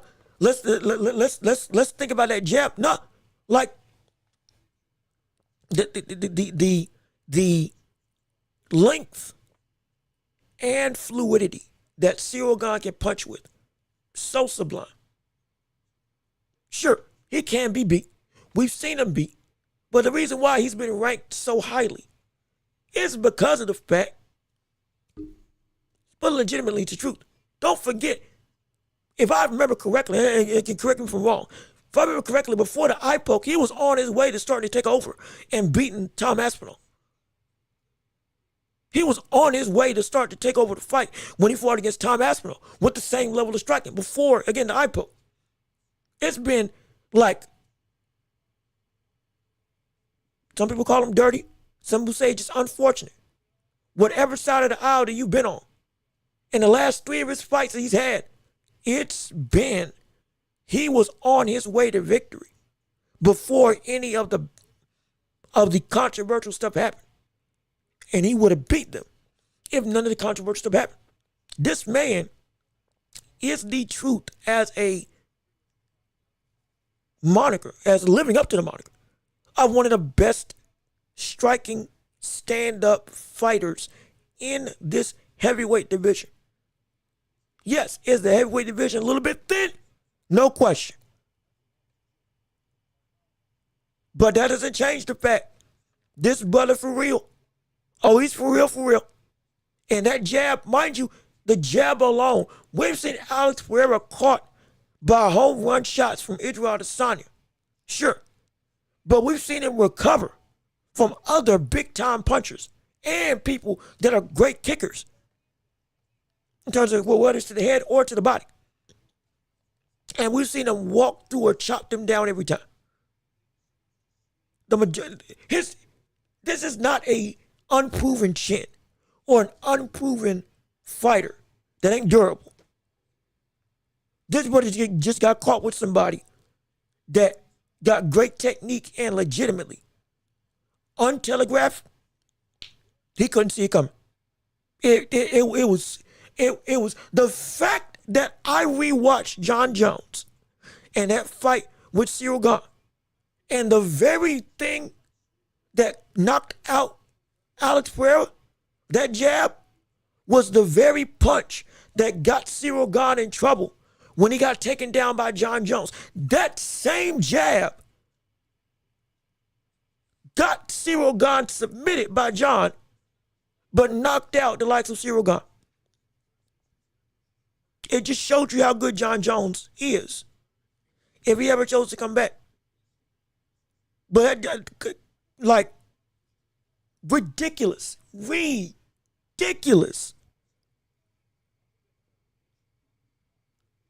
That's like, it's insane to think about. Even though you know he's coming up to a division, and that's still insane to think about it. He got put out by a jab with what he's done to people and what we've seen him be able to take, or what it has taken to put him down against people that are indeed phenomenal strikers up before the heavyweight division. I'm telling you, man, it's ridiculous. It's ridiculous. It's a shock to the system. But either way, Cyril Gane showed he's the truth. And we're going to see if Alex Pereira and Ilia Topuria can come back in action. They will. They'll be back. Don't get me wrong. It's going to be interesting to see how they retool and regroup, especially Ilia Topuria. At least we can say Pereira moved up to fight against heavyweight. And, okay, if you were to get stopped, we could see it happening up here because of the big boys. Yeah, it happens. Topuria, though, with how he got beat, it wasn't just one hitter quitter. Over rounds, got beat. He's going to need to go back to the drawing board. For real, he is.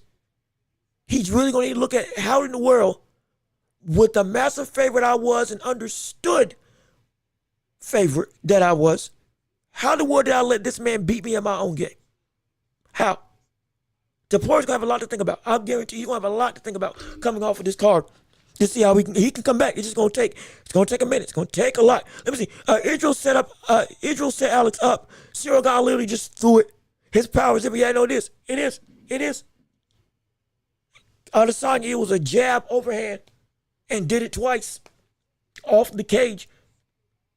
Cyril Gane, it was a straight up back foot, stop, bop. And he was out, started beginning. It's ridiculous, man.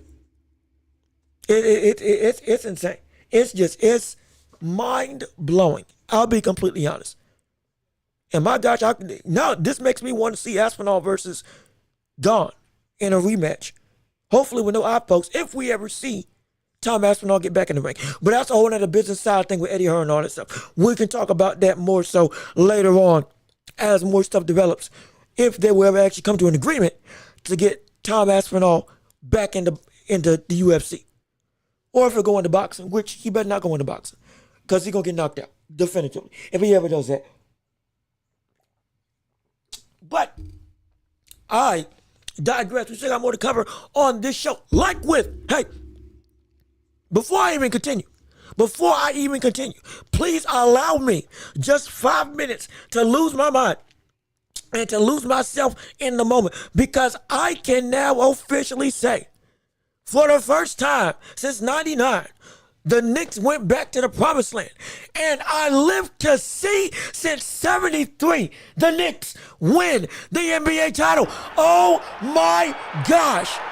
Just give me 5 minutes, please. I have been letting this sit all show, and I did not want to go and ruin the momentum. But now that we're in the championship rounds, let me lose my mind for 5 minutes. Ladies and gentlemen, if you did not live to see the day, or if you didn't think you would live to see the day, I can tell you now it's a new day, and you have crossed a milestone. That there have been thousands of people that have never lived to see this moment.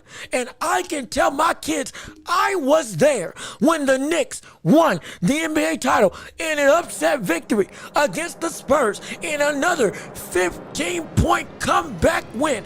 Jalen Brunson put up 45 points on almost 60% shooting from the field and 13 points in the fourth quarter to will this team from the brink of potential forgotten history into the annals of iconic status as the Knicks went and took out the Spurs, beating Victor Wembanyama and claiming their first title in over 50 years.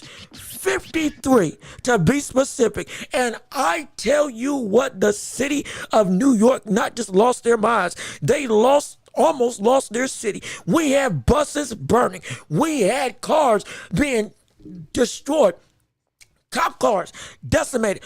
I would attest to over 1 million people or close to it were in the streets in Times Square and in all 5 boroughs of New York, completely running amok, but in nothing but brotherly love and euphoria. We just witnessed one of the greatest teams in playoff history cap off one of the most immaculate runs that we had ever seen. This team was 16-2 for their record. I think one of the third best playoff records we had seen of a championship organization. For perspective, the Lakers in 2000, during their streak of three-peating championships, 98, 99, and 2000, they went in one of those playoff situations 16-1.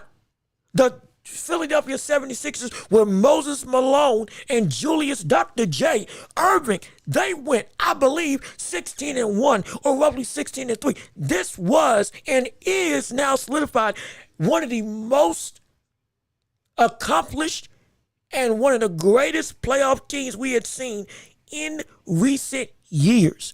And we can now put to rest any concerns that we've had with Jalen Brunson, that we had with his height, that we had with him as being a 1A option on a championship organization. Mind you, the last guards that have won a title that have been below the likes of 6'3" or 6'4" have been Steph Curry and Isaiah Thomas, OG Isaiah Thomas on the Detroit Pistons. It breaks all manner of records and opportunity. There have only been, I think, 2 other people that have scored more in a closeout game in the finals, roughly 2 or 3 more that have scored more than than Jalen Brunson in a closeout game in the finals, where Jalen Brunson having 45. That's as many points as Michael Jordan's most points in a closeout game, which is also 45. He shot better than Michael Jordan, 17 of 24 from the field. And again, 13 points in the fourth quarter. We got to see one of the greatest leaders in the NBA show exactly why he is not just the king of New York, but he is indeed one of the best guards in the game. We got to put this man in top 10 contention now for the NBA. Full stop, full stop, full stop. I don't care. If you didn't have him there before, and there's a lot of people, myself included, did not have him as a top 10 level player.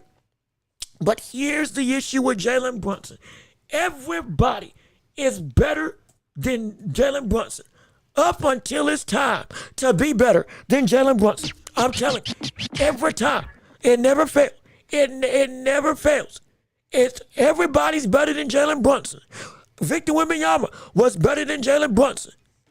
SGA was better than Jalen Brunson.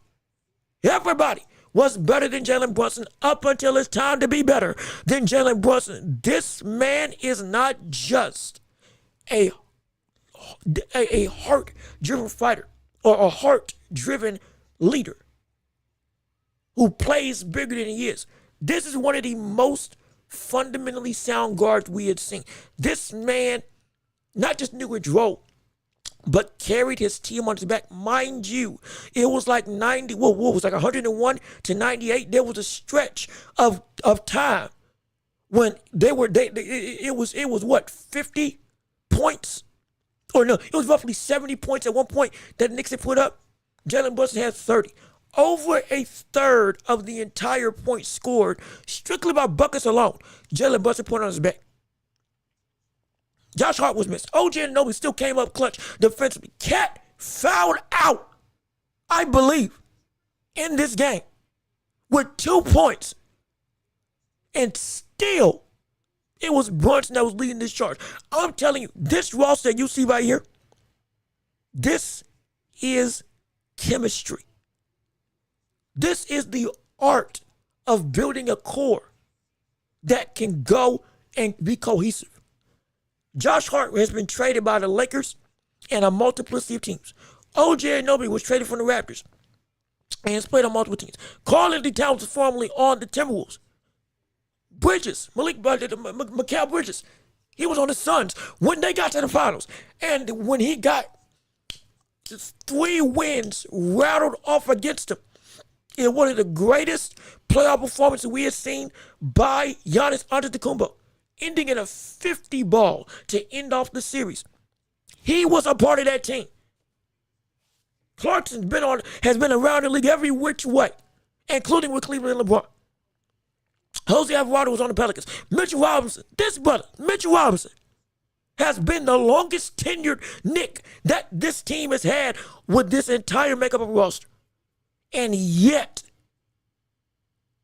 this team that some people would say, oh, they were just thrown together. They fit. They were cohesive. It wasn't just, oh, we know our role. We know each other. And everybody not just bought in, but they believed in each other in a way that other teams that have paid multi-millions of dollars, like with the Nets when they had KD, Kyrie, and LeBron and James Harden, it didn't work out. Like with the Rockets when they paid a bunch of money for KD, or when the Suns paid a bunch of money for KD, Bradley Beal, and Devin Booker, it didn't work out. Cohesion is the key, not just the payday. And Jalen Brunson took a pay cut from over $200 million of a max.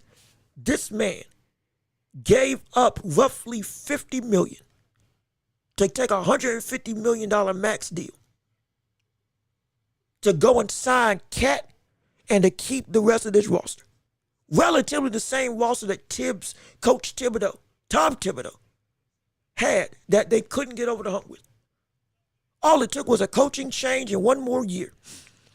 And it all was worth it. When I say that this team is spectacular, when I say this team is incredible, when I say this team is something utterly utterly mind-boggling, I mean it.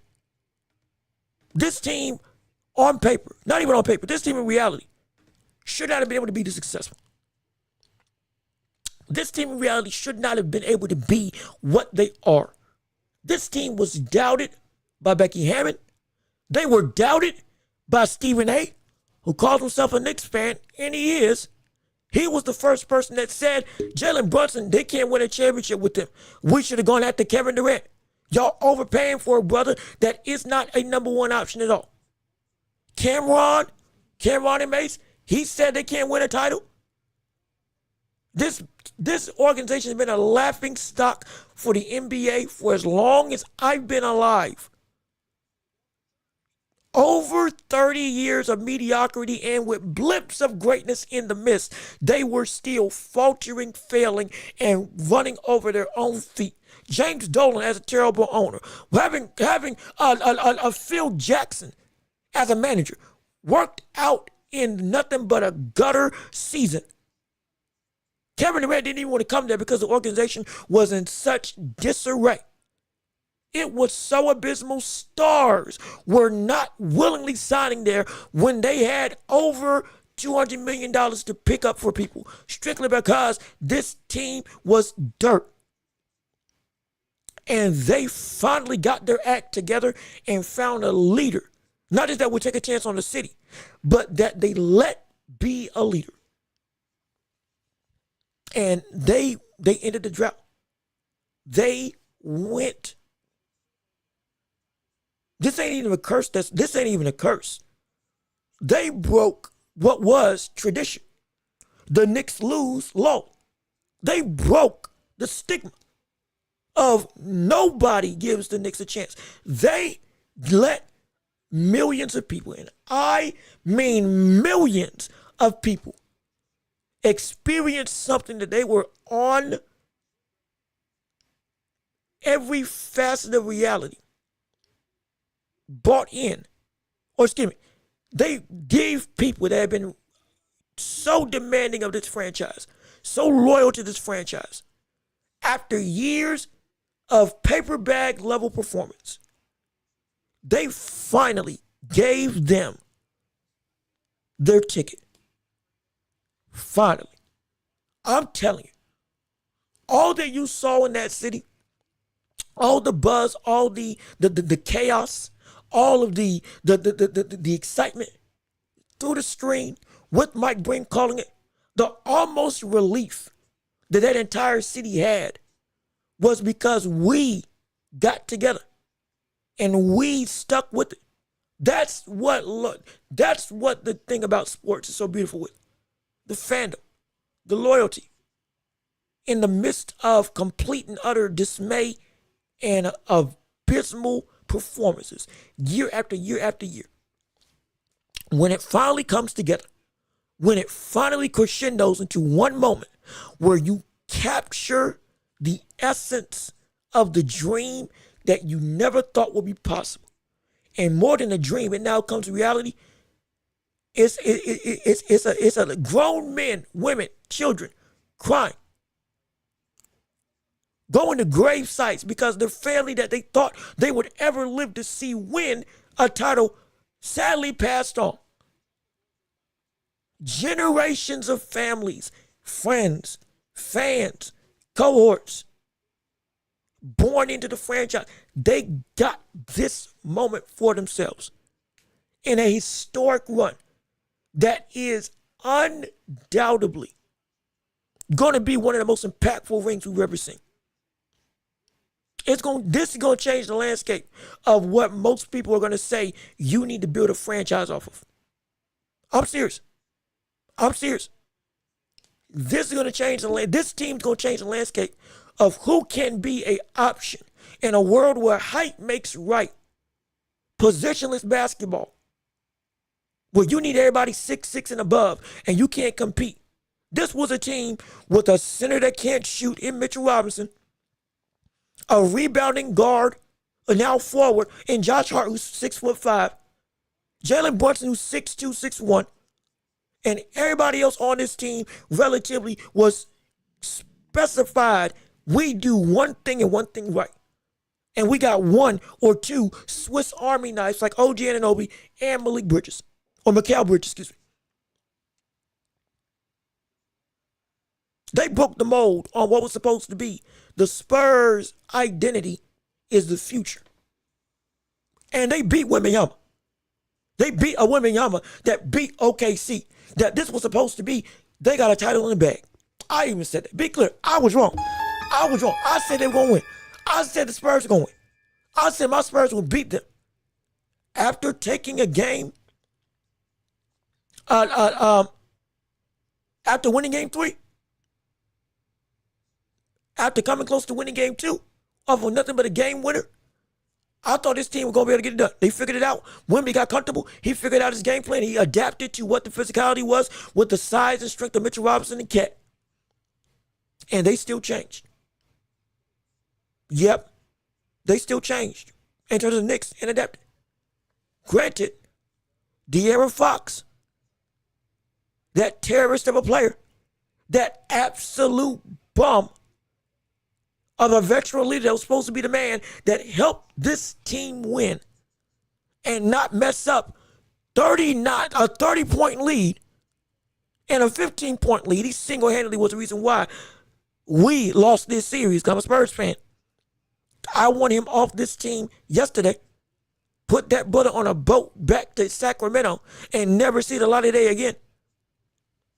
I'm telling you, one of the worst performances and letdowns by a single player I've ever seen in NBA history. For me, watching basketball, that has been one man single-handedly cost them everything twice over the course of 4 quarters. That was bad. That was hard. But this team, even with that being the case, I can't take away. They beat the odds. They beat the odds. They reset the league. They reset, this Knicks squad reset the NBA. And everybody now following suit. They got to respect them. More than they got to respect them, they got to be scared of them. Boston coming back, y'all better be scared. Even with a healthy Jason Tatum, y'all better be scared. Cleveland, y'all got routed. Hawks, y'all got routed. Giannis, when you're healthy, wherever you may go, if it's out east, y'all still go, you're going to have some problems. Sixers, once we can ever get Joel Embiid to be back fully healthy, even with the likes of VJ Edgecombe, Tyrese Maxey, y'all better be scared. The East now goes through the Knicks. Nay, the league now goes through the Knicks. Something I never thought I'd say in my life. It's insane, man. It's insane. And so I'll end my take. I just wanted to have some time to talk about this, but I just wanted to say this. I never thought I'd live to see the day that the Knicks did it. And I see your chats. I'm about to get to them. I just wanted to get this off because I've been holding this in for a while. And I've been wanting to say this for a minute. And I'm going to end it with this. I lived to see the day that for the first time since 99, the Knicks got to the promised land. And I lived to see since 73, the Knicks win an NBA championship. With my dad, I got to see the Knicks win a title. He's not even a Knicks fan, but he never thought he'd see this either. I've lived through, this is what, the 4th major thing I've lived through. I got to see Kobe's last game. I got to see LeBron break Kareem Abdul-Jabbar's record. I got to see the Cubs win the World Series after 100 years. And I now got to see the Knicks win a championship. I'm telling you, man, what could be better than this? What could be better than this? What in the world could be better than this, man? I'm telling you, this is why I love sports. I want to see history left, right, and center. It's such a joy. And so congratulations to the Knicks once again for winning the NBA Finals. And anybody who stayed loyal, hey, man, you got it done. Celebrate. Cry. Let your emotions flow. Because you all deserve it more than anybody else right now in the league. Because you all are the kings, not just in New York, but of the city. Not even the globe. That is the NBA. But let me see. Daryl Anderson, dang, put him on a boat. Yeah, you're doing right. Put that boat on a boat. Get that man out of here. I want Fox gone before I even get off this street. I better see this man is waived and paid cash value, whatever his check was for signing with the Spurs. I want De'Aaron Fox to never put a Spurs jersey on for the rest of my life. Send that brother to Toronto. Get him out the country. Get him out of here. I'm sick of him. Sick of him. We were better off with Chris Paul. My gosh. We were better off with Chris Paul instead of that bum that cost us. He went 0 for 8 in the last 4 quarters of the last 2 games.